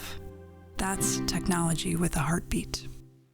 Catch all the action of America's premier summer collegiate baseball and softball league at northwoodsleague.com. No one covers summer baseball and softball like the Northwoods League. This season, access nearly 850 games live and on demand right from your TV, desktop, or mobile device. Watch your favorite team or follow the top collegiate players from across the country. For more information, visit northwoodsleague.com, your instant source for everything Northwoods League baseball and softball. Are you a baseball or softball coach? One-way coach-to-catcher communication is brand new to the game, and the Northwoods League has proudly partnered with the Headset app to be their preferred coach-to-catcher communication solution. Try it out with your team today using hardware you already own as Baldridge ropes one into right center. Base hit for Cade. He is 1 for 1. Productive in all 3 of his plate appearances today. Base hit in the 6th, a sac fly in the 3rd. Hit by pitch in the 2nd. And he's starting to feel right at home in the 6th spot. By the way, if you're interested in the Headset app, download it from your app store and try it free for 5 days. Brody Sexton has been excellent behind the plate today. Let's see if he can get his bat going. Wausau has been fortunate with some really good catchers this year. Sexton making a great tag to deny a Kalamazoo run in the 6th. Growlers got 3 hits in that frame, no runs.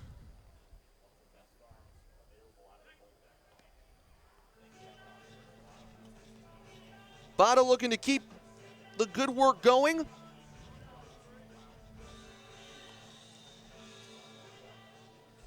After a good bottom of the 5th, Sexton fouls one off. That one will hurt on the foot. 0-2.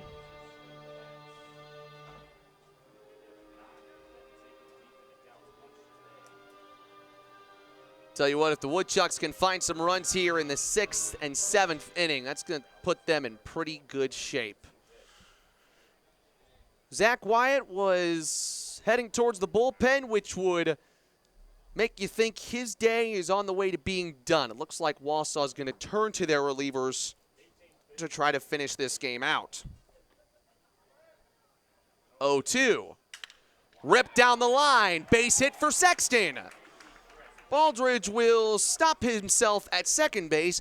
Back-to-back hits for the Woodchucks to start the 6th.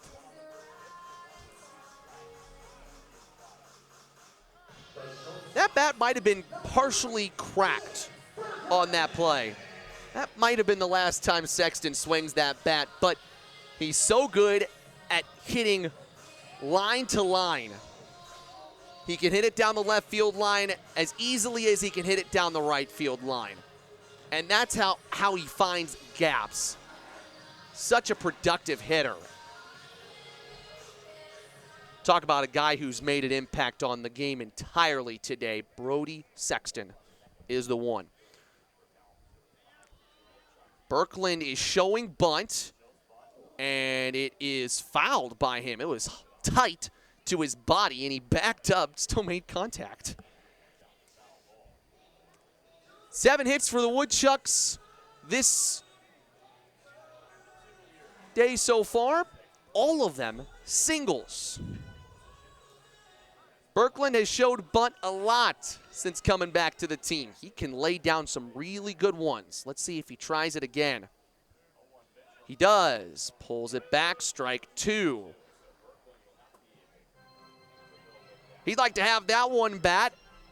All right, now you're on 2 strikes. Swing away. Maybe you can earn yourself an RBI. Woodchucks trying to add on to their lead here. Swing and a miss. Big strikeout for Vada to get his first out of the 6th.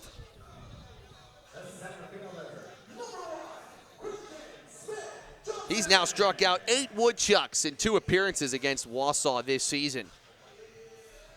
Kalamazoo has relied on him in many spots this season, and he has answered the bell. If he can hold this 3-run lead here, that should give some confidence to the Growlers. That's off of the glove of Garner. Both runners will trot 90 feet up a base.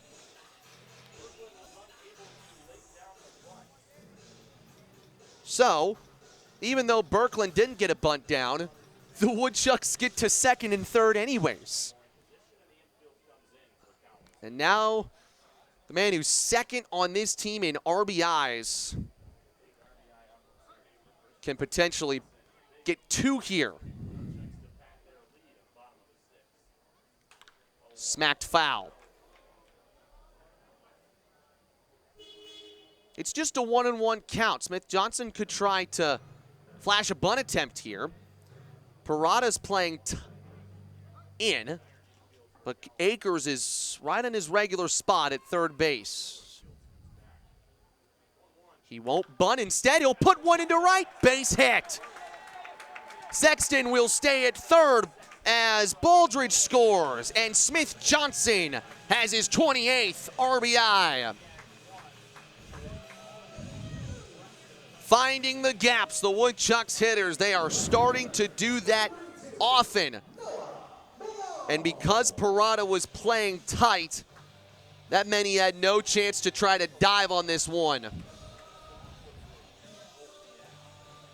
It's so interesting. A lot of players like to lift the baseball. Smith Johnson hit down on that baseball. Power grounder RBI single. And the runners are at the corners for Malone.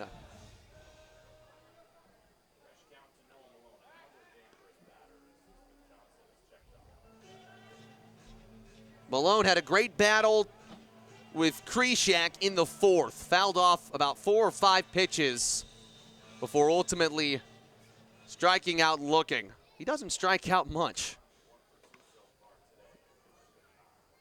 And every time Noah Malone comes to the plate against Kalamazoo, it is trouble. 7 of his 30 hits in the 2025 Northwoods League season have come against the Growlers. Actually make that 8 of his 30. So almost a third. Runners moving to second here. The throw is not in time. It's been a while since that guy has stolen a base, but Smith Johnson does. Sexton elects not to move to home and try a double steal, but now no double play. Runners are back at second and third. Here comes the infield moving in.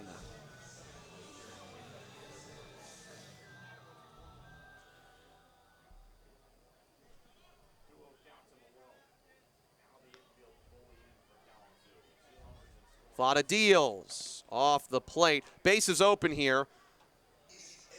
And with the way that Malone has hit against Kalamazoo this season, you might just let him go.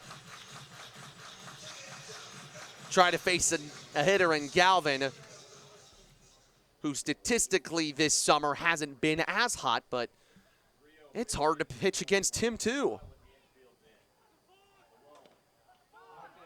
And time called by the umpire, and a run is going to score.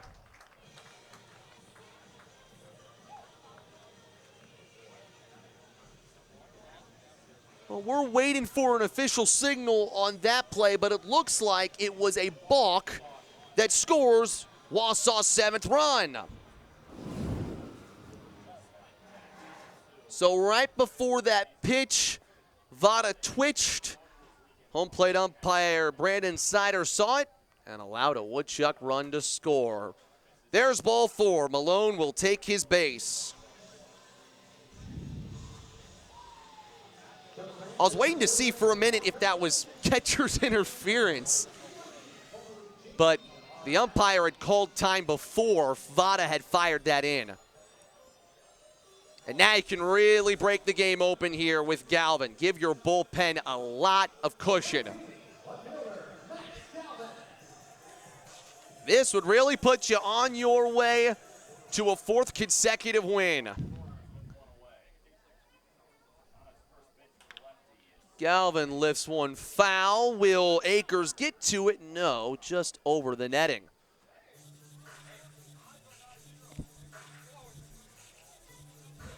Tough to face Galvin in this spot. 2 for 3. Put one past the right gap of the infield for a base hit against Vada in the 5th. And Kalamazoo's got another arm working. That pickoff attempt almost went disastrous. Parada's done a great job of keeping everything in front of him today in the corner for Kalamazoo. You don't want to pick off air. That could have scored the 3rd run of the inning.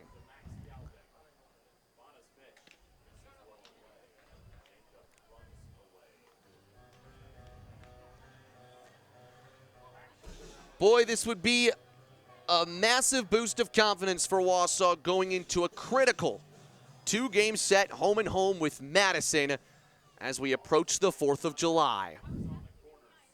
Swing and a miss. Fastball on the outside part of the zone. Galvin reached for it but didn't make contact.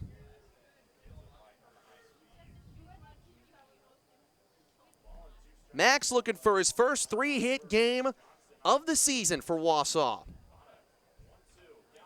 And he gets hit by the pitch. So while he doesn't get his 3rd hit, he does reach base for the 3rd time, and that is the 2nd consecutive free pass allowed by Vada. That loads the bases for the dangerous Dylan Schlotterback. Nothing new for Dylan.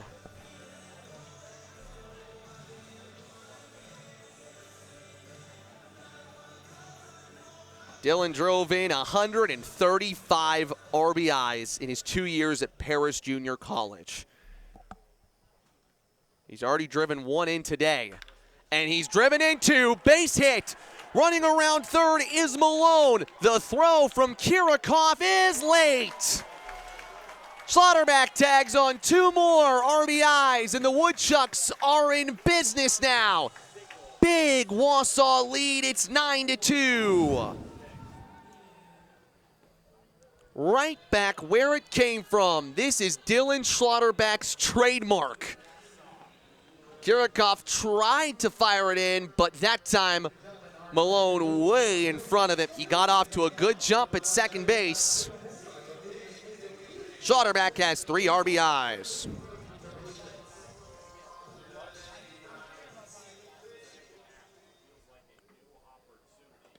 Five runs for the Woodchucks in the 3rd, 4 runs for them in the 6th. And after a ton of very close games over the past week, Wausau's finally got a comfortable lead. This is the first time they've had a big lead of more than 3 runs since they beat Lakeshore last Tuesday, 2 days ago, 17-7. Swing and a miss from Solis. Foul tipped actually into the mitt there.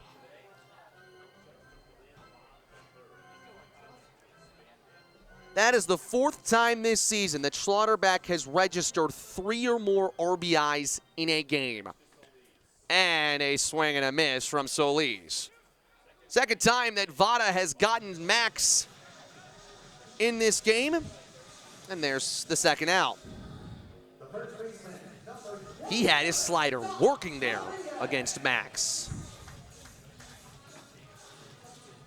Well, the way the game is being played right now, I don't think you're going to need this guy to make a big hit, as he's done in a couple of the past few games. Little ground ball to the 3rd base side. Akers charging and making a nice throw to first. Woodchucks tag on 4 more. They are up 7, looking to win the season series over Kalamazoo on the Northwoods League Sports Network.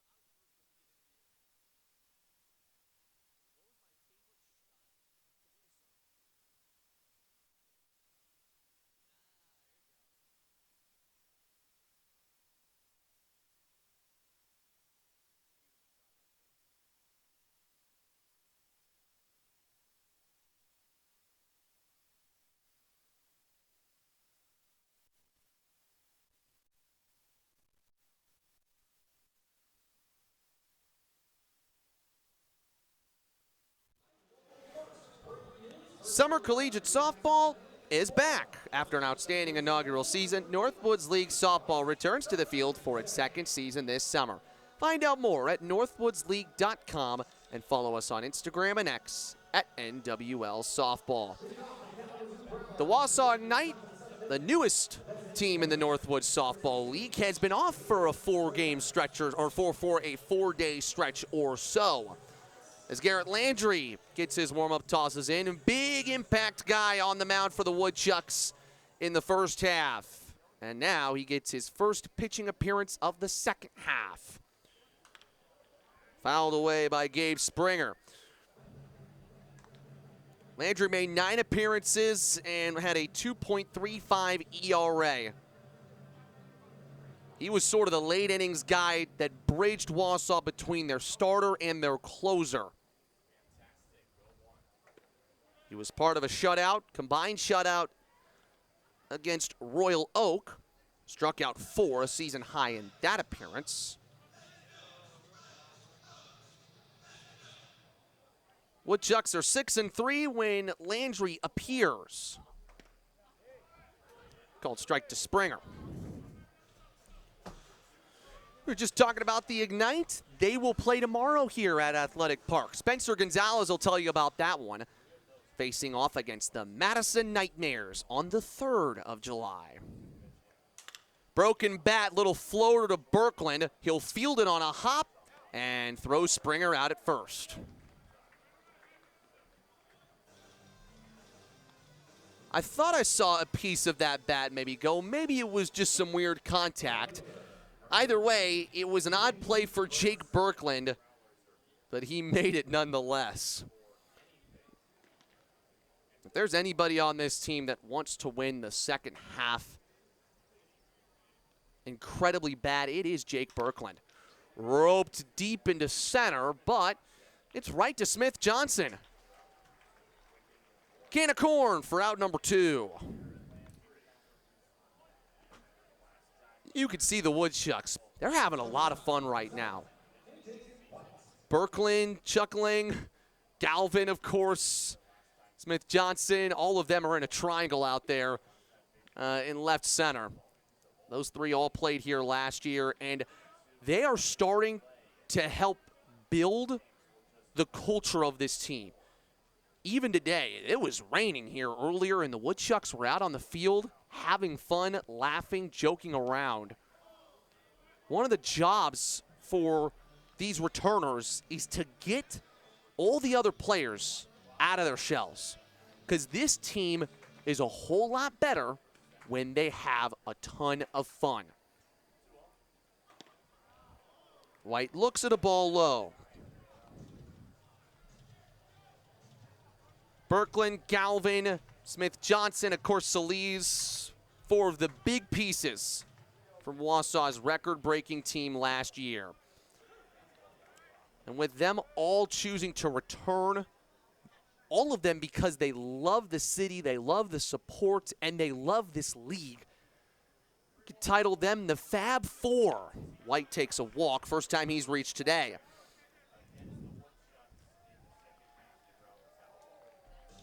That's the first walk from Wausau's pitching staff.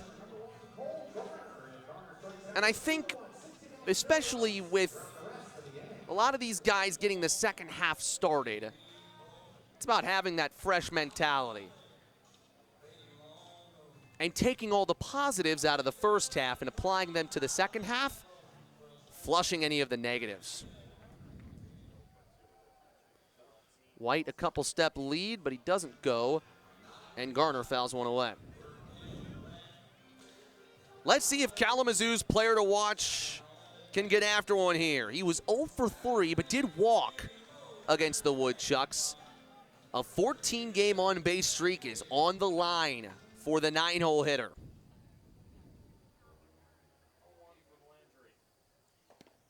Strike 2. Garrett Landry currently in the transfer portal, but he has shown a ton in this Northwoods League season to suggest that any program to pick him up is going to be absolutely lucky. No balls, 2 strikes, and it's high and in.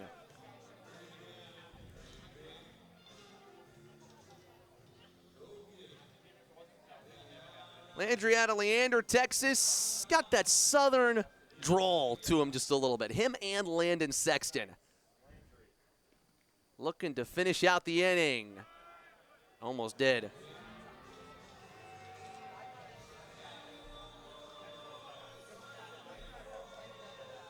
He's definitely a guy that stays pretty even-keeled. You don't see this guy get fired up very often. He goes into his consistent approach that he brings into every relief appearance. His mentality is great.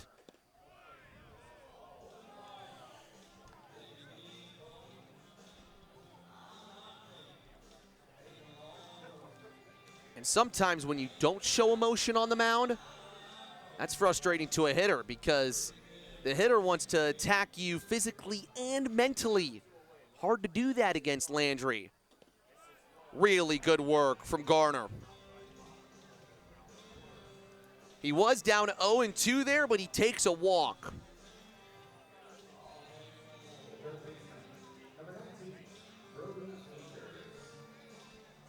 Well, with the winning mentality that Kalamazoo has, the Growlers are never out of a game. Remember, they are the defending Northwoods League champions, and they've brought back a good chunk of their players to play this season. Who knows if they have a big inning up their sleeve? Top of the order, Akers, who hits one into left, base hit. White's gonna be stopped. Could be a chance back at third, but it's just a tad late. Birkland doing a great job getting back over to cover the bag. And now the Growlers have them loaded.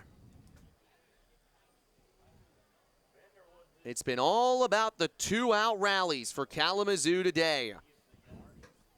They need one here if they want to even think about a comeback in Wausau tonight.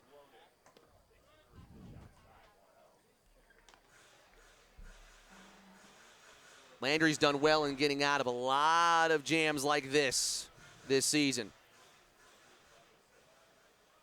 Vanderwood 2 for 3.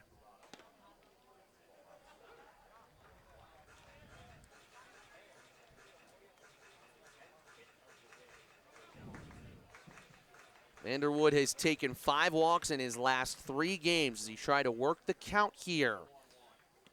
Beautiful breaking ball. Landry ahead. You hold the Growlers here. That really gives you comfort. Landry's 1-2. You knew Vanderwood wanted to swing at that, thought better of that as the fastball sails away. After this, you've got great hitters in Piranha and Lee. And look at that, Jake Birkland calling a mound conference. The leader, pretty much the designated captain for this Woodchucks team. He's done that multiple times this season. Corey Thompson has given him the license to stop an at-bat mid-count and talk to his pitcher.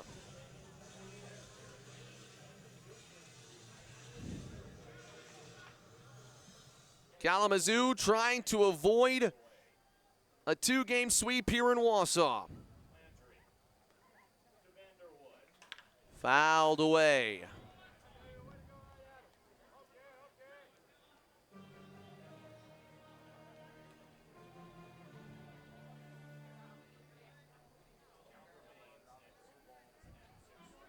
Landry looking for a big confidence booster, looking to leave these bases loaded.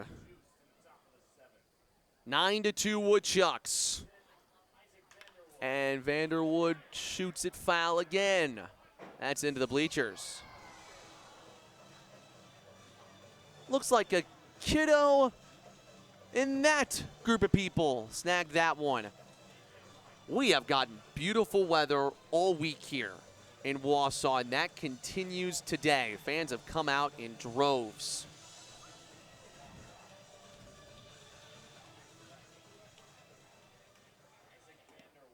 Now it's a full count. Hoping for Landry to get through maybe the 7th and the 8th, but Wausau is getting an arm going just in case. Runners are moving. Ground ball foul. I tell you what, he should have tried a pickoff move maybe there. The runner from first, Brody Akers, was 5 steps off the back before Landry even dealt.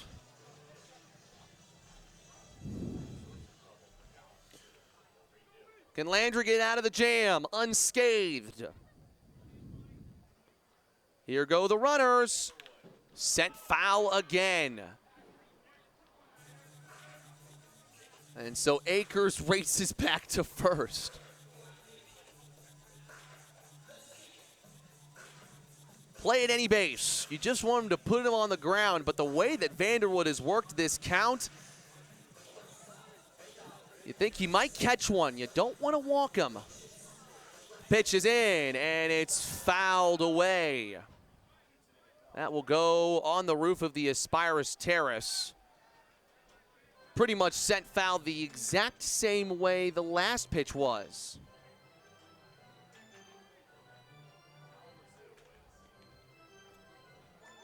The Growlers, top 5 in the league in walks. Vanderwood maybe trying to work one here.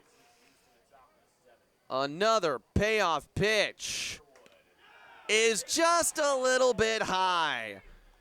Vanderwood absolutely earned that RBI. He takes his base, White scores, and the Growlers score for the first time since the 3rd inning. Now the hitter in the 3 spot in Parada, and Kalamazoo isn't trying to leave Wausau just yet.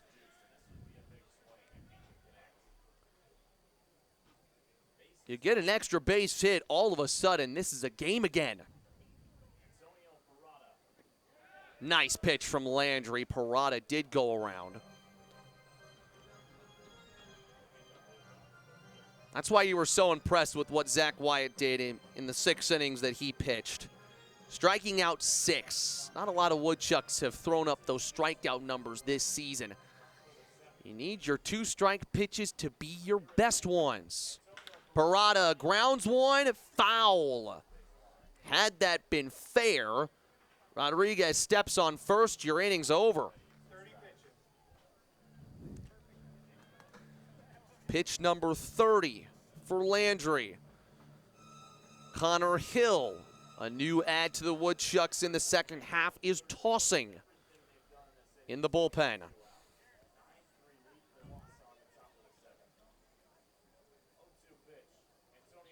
Parada lifts one into the right side of the infield. Baldridge has got it.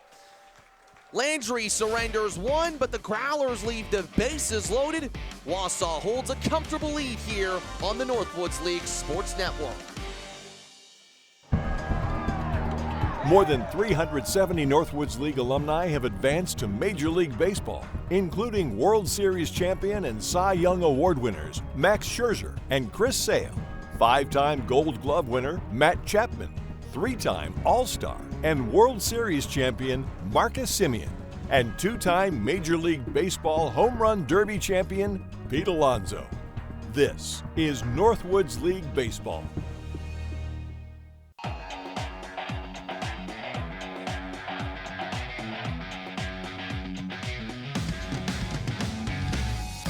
The 1-2. Swung on, floated, shallow right. That one, another diving catch. Come around and score. This one swung on, lifted in the air, left center and deep. A diving catch, my goodness. The middle, Wolf on the pick. And this one is history. Introducing the Cloud AI with Red Alloy Plus. Engineered with aerospace-grade alloy for ultimate durability and razor-thin precision. Generative AI technology meticulously fine-tunes every 1/8 inch of the bat, pushing the boundaries of performance. The optimized mid-load swing weight delivers speed and extends the sweet spot, all in a seamless one-piece construction designed for peak power. The RevGrip premium material offers unmatched tack and cushion. Artificial intelligence intelligence, real results. Get a fresh view in Kalamazoo. Wander museums, catch a show, and see a classic or two. Unwind, open up, try something new. Bike around, make a splash, and explore nature's hue. Hit the trails, grab a bite, then relax with a brew. Be curious, get loud. There's so much to do. Find all this and more in Kalamazoo.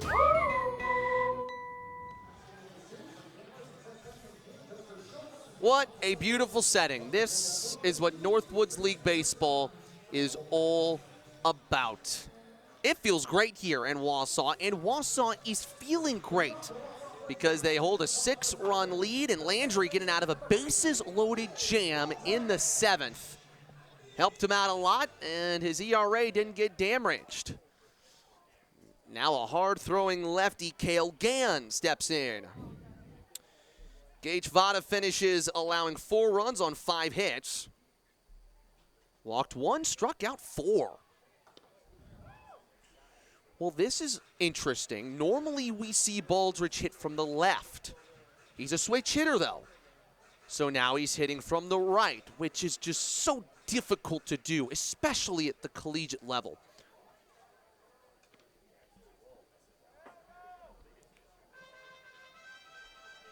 Kalamazoo has gotten some swings and misses today. And they've struck out 7 as a pitching staff. Let's see if Gann can continue that. Inside and high for Cade, and a 4-pitch walk for Baldridge.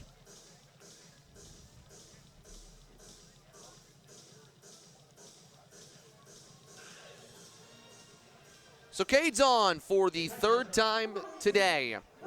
He used to hit leadoff for the Woodchucks, and then he found a better spot in the 6th spot. And I think he's played really good in this series. In this homestand in general, Cade Baldridge, especially in the 3-game win streak.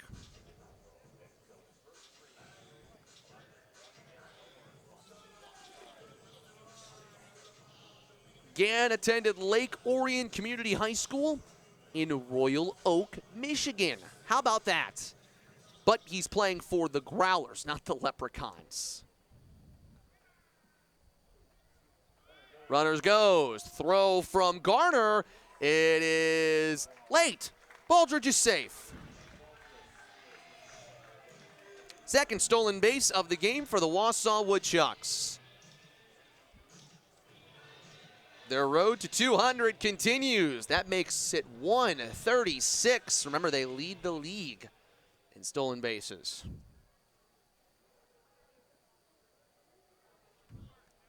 Sexton singled and scored back in the 6th. He's got a couple multi-hit games this year for the Woodchucks.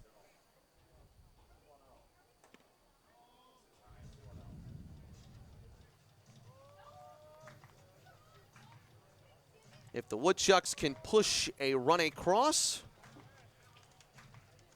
it would be the 10th time this season that they've scored 10 or more runs. Wausau's 8-1 in those games. And they're actually on an 8-game win streak, or won their last 8 consecutive games when they've scored 10 or more runs. The first time they scored 10, they lost in a wild game at the beginning of the season against Wisconsin Rapids.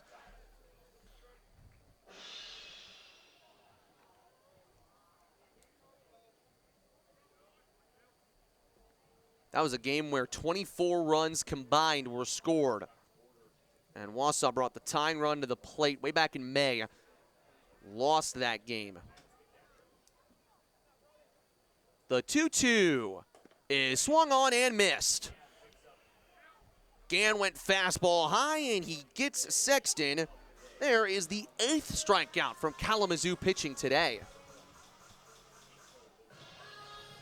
And as a pitcher, that just gives you all the confidence in the world, especially after giving up the leadoff walk.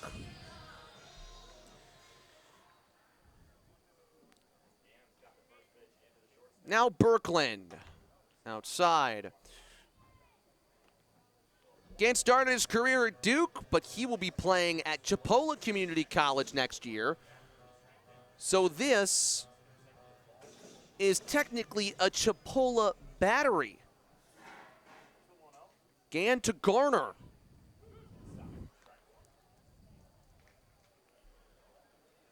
But these two had never thrown to each other until this year. But of course, Garner being at Chipola Community College, I'm sure that gave a lot of help. Check back at second, and Baldridge, a little careful there, just at the top of your screen. He got back in time. So to have that connection, that's kind of what the summer is about.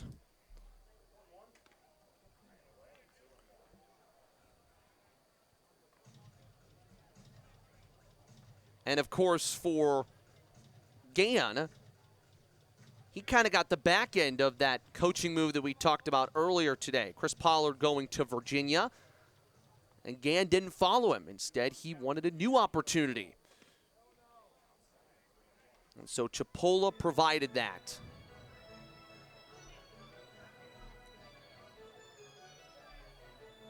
And the Northwoods League is giving a great opportunity to this Michigan kid to pitch in his home state and get great reps.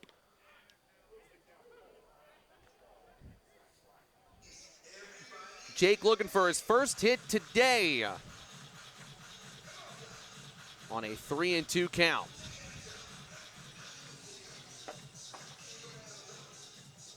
Ball hasn't been put in play yet in this inning. And now it has a little roller to White at short. Throw to first. Just on time to beat Birkland. But that's the best part about Birkland. He runs everything out as if it's down to the final out. He runs every single baseball out. He plays at 100%. And that high motor is something that Corey Thompson absolutely loves. And so he makes that a tough play. Sometimes hitters see a ground ball and they kind of mosey their way on to first.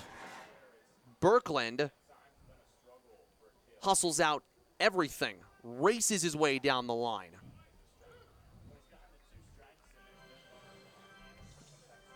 Nine o'clock here in Wausau. The Woodchucks up 9-3, looking to secure a winning homestand and win their fourth straight. Meanwhile, Smith Johnson is on the cusp potentially of a 3-hit game. He has one 3-hit game this season, two rather. Had one a couple days ago against Kenosha. 2-2.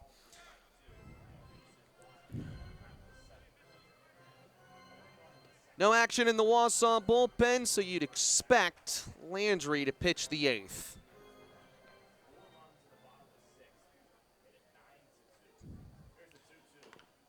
Fouled at the plate by Smith Johnson.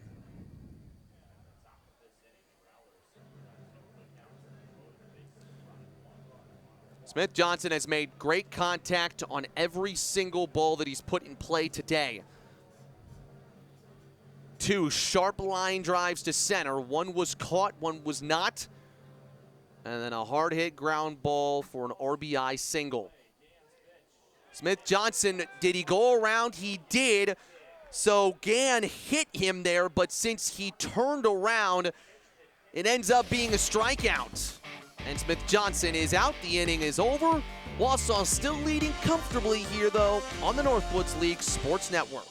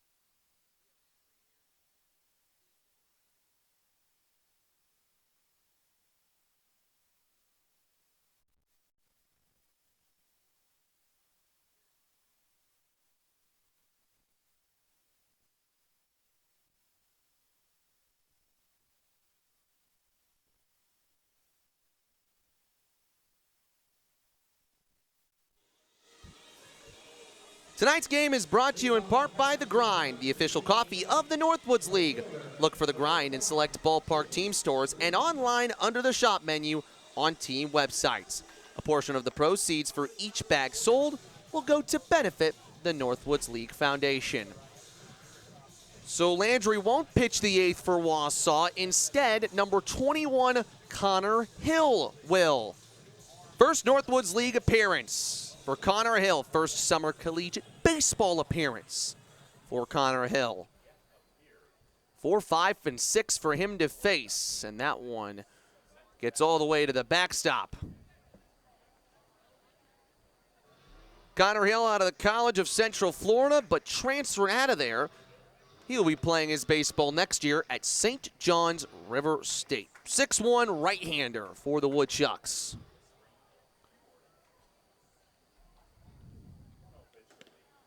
One of 2 pitchers for the Woodchucks that come out of the College of Central Florida this year. And in this second half, Hunter Jones came in today and has been activated to the Woodchucks roster, so expect to see him sometime this week.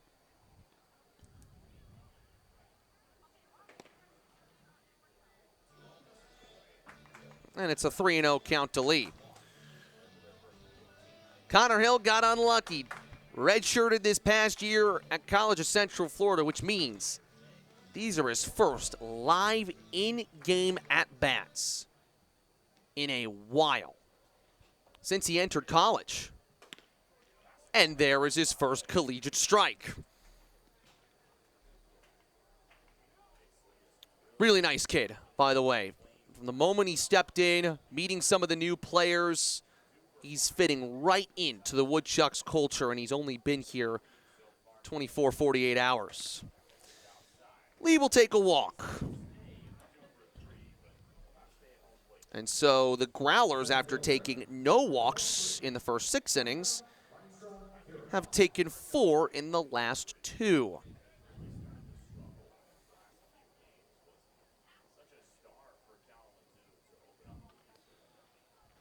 So Kirikoff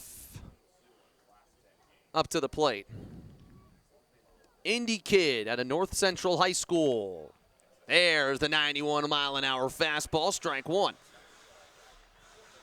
That is Hill's strong suit.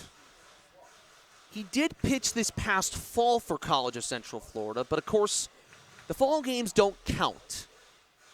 So instead, he pitches here in the summer, and these games definitely count.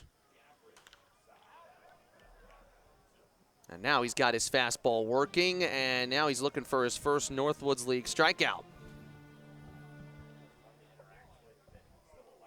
Said he was a big Tampa Bay Rays fan growing up. Played a little football in high school, but realized baseball was the way for him to go.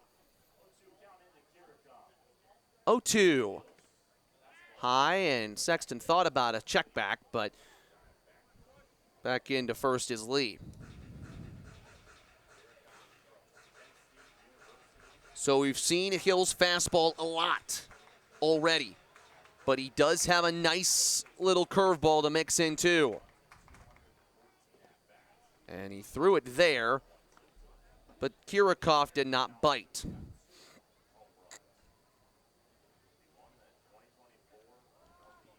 Micah played with the Kent State Golden Flashes this past year. 56 starts for him in the MAC.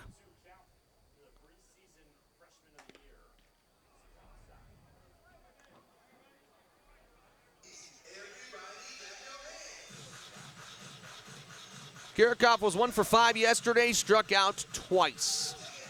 And now, let's see if Hill can respond here on 3-2. You don't want to walk back-to-back hitters.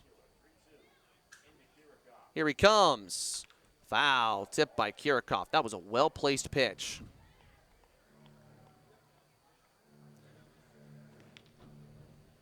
Gotta feel good for a guy out of Spring Hill, Florida to take the trip up north to play in the Northwoods League. It's about 20 degrees cooler up here. I think players like that. Why a lot of players come up here to play. The weather's nicer. Check swing. He did not go around, and Hill barely misses his first Northwoods League strikeout. Garikoff walks. Corey Thompson comes onto the mound. And the infield will be pulled in. Connor Hill told me that his coach at College of Central Florida said, hey, do you want to play in the summer? He said, yeah, I didn't pitch this spring. Said, you want to go play in the Northwoods League? Connor said, yeah, absolutely. And right now, I think a conversation with Corey Thompson, maybe Corey's question is, what are you trying to do with each exact pitch? When it's the first time that you've pitched in a long time, nerves can set in a little bit. And I think what you got to remember is the score right now. You've got some room to work with.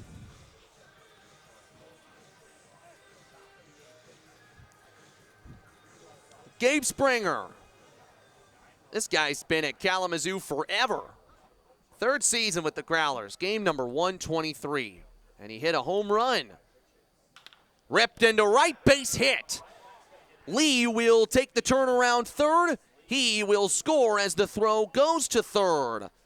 Kalamazoo tags another run on. Don't count out the Growlers just yet. It's now 9-4. Springer picks up his second RBI.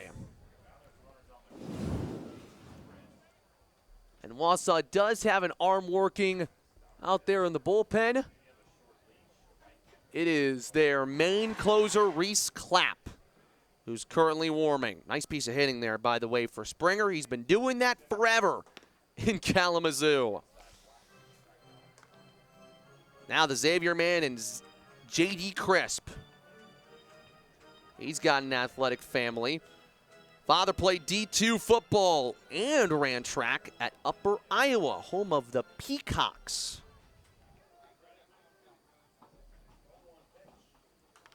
Tipped foul, and Connor Hill has another 0-2 count to work with. Well, you know what? If Hill gives up a couple runs, think of it this way. The Woodchucks can go to Clapp, and Reese can maybe pick up his 8th save, which would tie him for the league lead. But of course you don't want it to get there. Swing and a miss. There's the breaking ball from Hill. Congratulations. You have your first Northwoods League strikeout.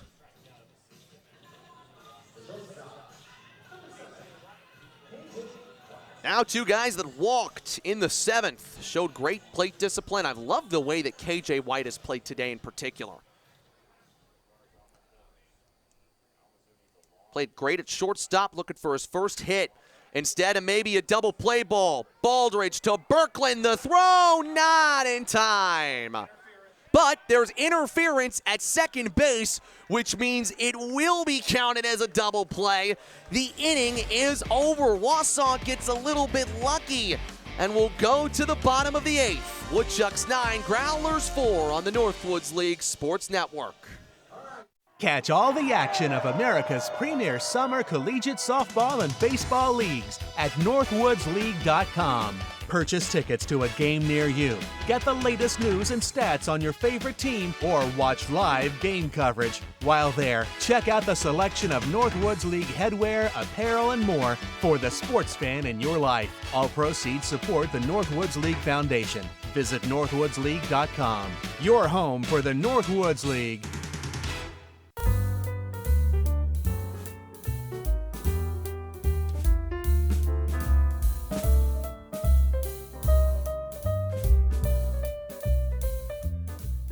The Mint Cafe is Woody's favorite spot. They have the best food in town, like their scrumptious pies, delicious burgers, and sandwiches, plus Woody's go-to milkshake. The Mint Cafe, good food, good friends. Located at 422 North 3rd Street, Wausau. Before Max Scherzer, Chris Sale, or Pete Alonso ever took the field in Major League Baseball, they were taking the field as players in the Northwoods League. Every year, more than 90 Northwoods League players are drafted by Major League Baseball teams. The Northwoods League is the largest organized baseball league in the world. The major leaguers of tomorrow are playing baseball in the Northwoods League today. Get your tickets and gear online, then visit a Northwoods League ballpark near you.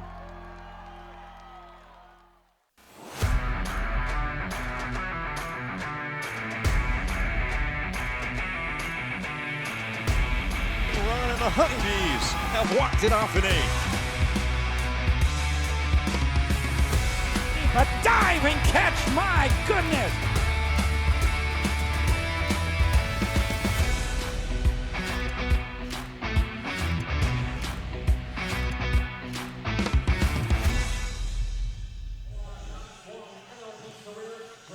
The Northwoods League is proud to partner with the authentic Stadium Mustard this season.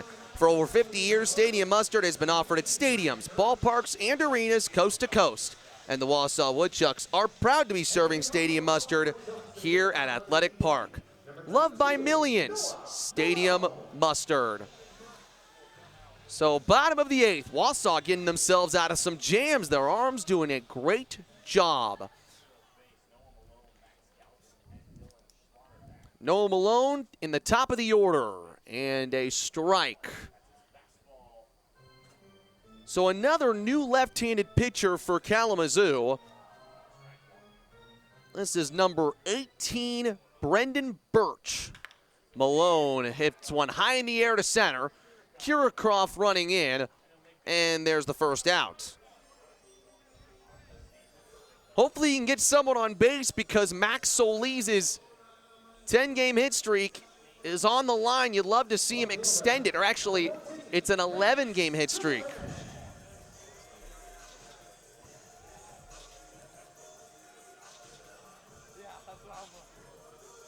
Birch has been great this year, specifically because he has avoided walks for Kalamazoo. 63-mile-an-hour breaking ball there to Max Galvin.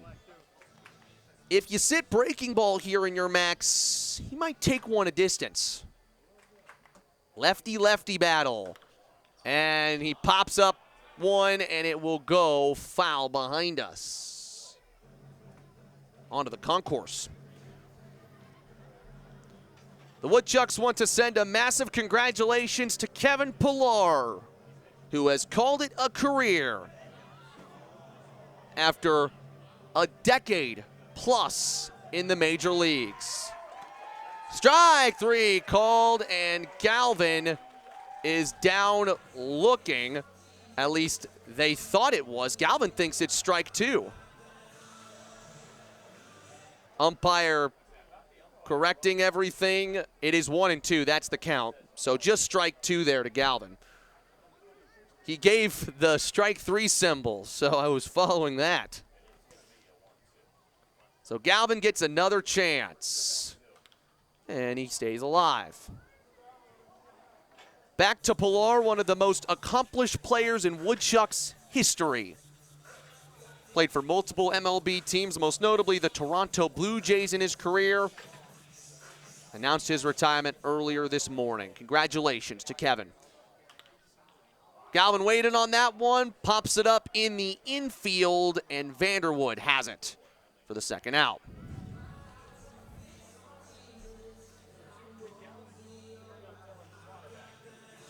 Schlotterbeck 2 for 4 today with 2 RBIs, 3 RBIs rather, as Birch looks to work through a clean 8th and send us to the 9th. This would be the Wausau Woodchucks' largest margin of victory since last week, and they've won 4 games since then by a combined 6 runs. Well, Birch is throwing slow, but it's working. Messing with the Woodchucks' timing, which has been accustomed to swinging at 80s and 90s all day.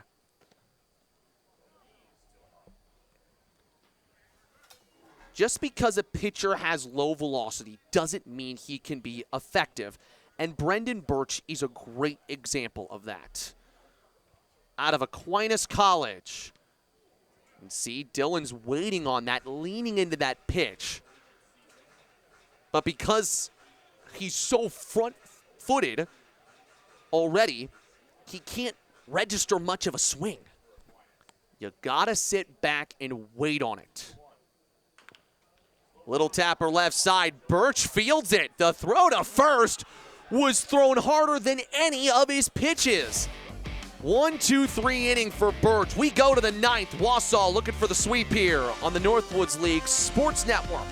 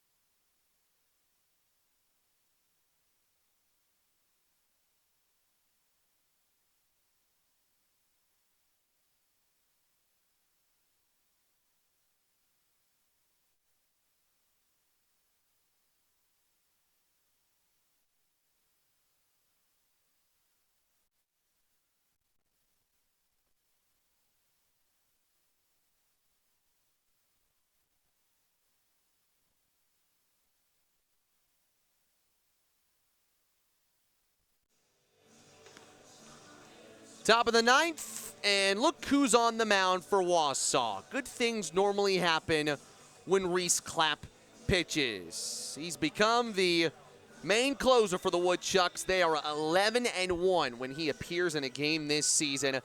He's already got 7 saves this season. This is not a save opportunity, but 3 outs and you can secure a 4th consecutive win going into a very important series with Madison. They will go to Madison tomorrow for a 5:05 first pitch. They host Madison on the 4th of July, the Woodchucks. Reese Clapp has not given up an earned run all season. Hoping to continue that right here. He has not walked a batter, and he's thrown 16 1/3 innings. Strike 1 to Garner. In terms of pressure situations that Reese Clapp has thrown in this year, this is about the least pressure that he's faced. Garner 0 for 2 with a walk. Reese just absolutely loves to fill the zone. Every single player on this team loves Clapp too. As a closer, sometimes you can be kind of removed from the team and almost focused on yourself coming in and just finishing games out.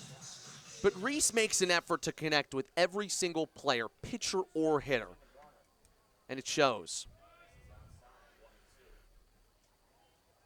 One of the things that makes Clapp so dangerous is the fact that he's got such a great arsenal. Fastball, cutter, splitter, changeup, curveball. He could throw all of them.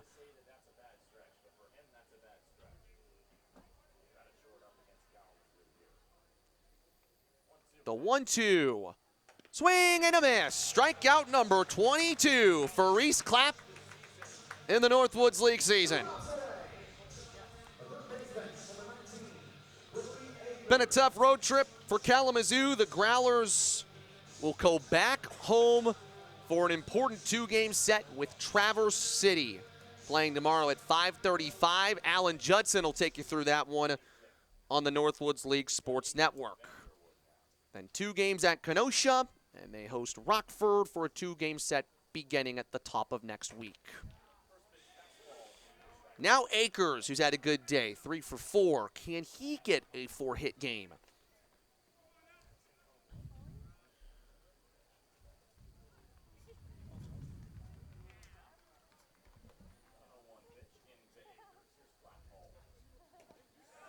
He went around on that next pitch, 0-2. It's that dangerous breaking ball that no hitter can ever hold off of. Clapp going to Illinois State. Announced that commitment earlier this week. Redbird fans, you're going to like this guy a lot. He's going to win you a lot of games. High and tight to Akers, 1-2. Around the scoreboard in the Northwoods League, Madison lost. Green Bay's 9-game win streak is on thin ice at Lakeshore currently. Rockers losing 1-2 in the 8th. Strike 3 called. Akers down, looking. Clapp has a chance to strike out the side and send us home. Fond du Lac's also losing to Wisconsin Rapids, 7-1 bottom 8th there, which means if those scores all hold, Wausau, with one more out, can become the only Great Lakes West team to begin the second half 2-0. Vanderwood swings and misses. The Woodchucks started this homestand with 2 heartbreaking losses to Green Bay. How do you respond? By finishing the homestand with 4 straight wins and serious momentum heading into the 2-game set with Madison. Clapp is 1 strike away from striking out the side. He's done that before this season.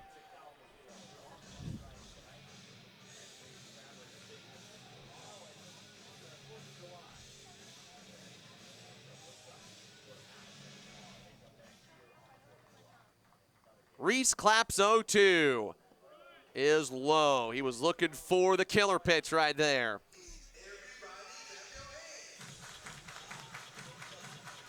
This Woodchucks team has come out with some intent right at the beginning of the second half. Reese Clapp is ready.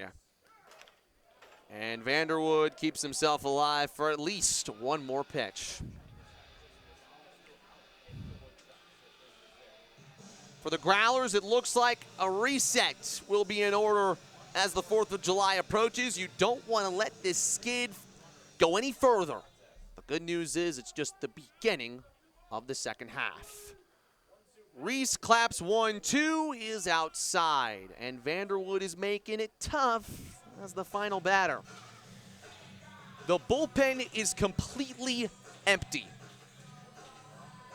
I think that goes to show you that they're ready to come celebrate if Clapp can get this final out. They're already over there in the corner. Here's the 2-2. It is skied in the air. Left center. Galvin calls off Birkland. That's a Woodchucks winner.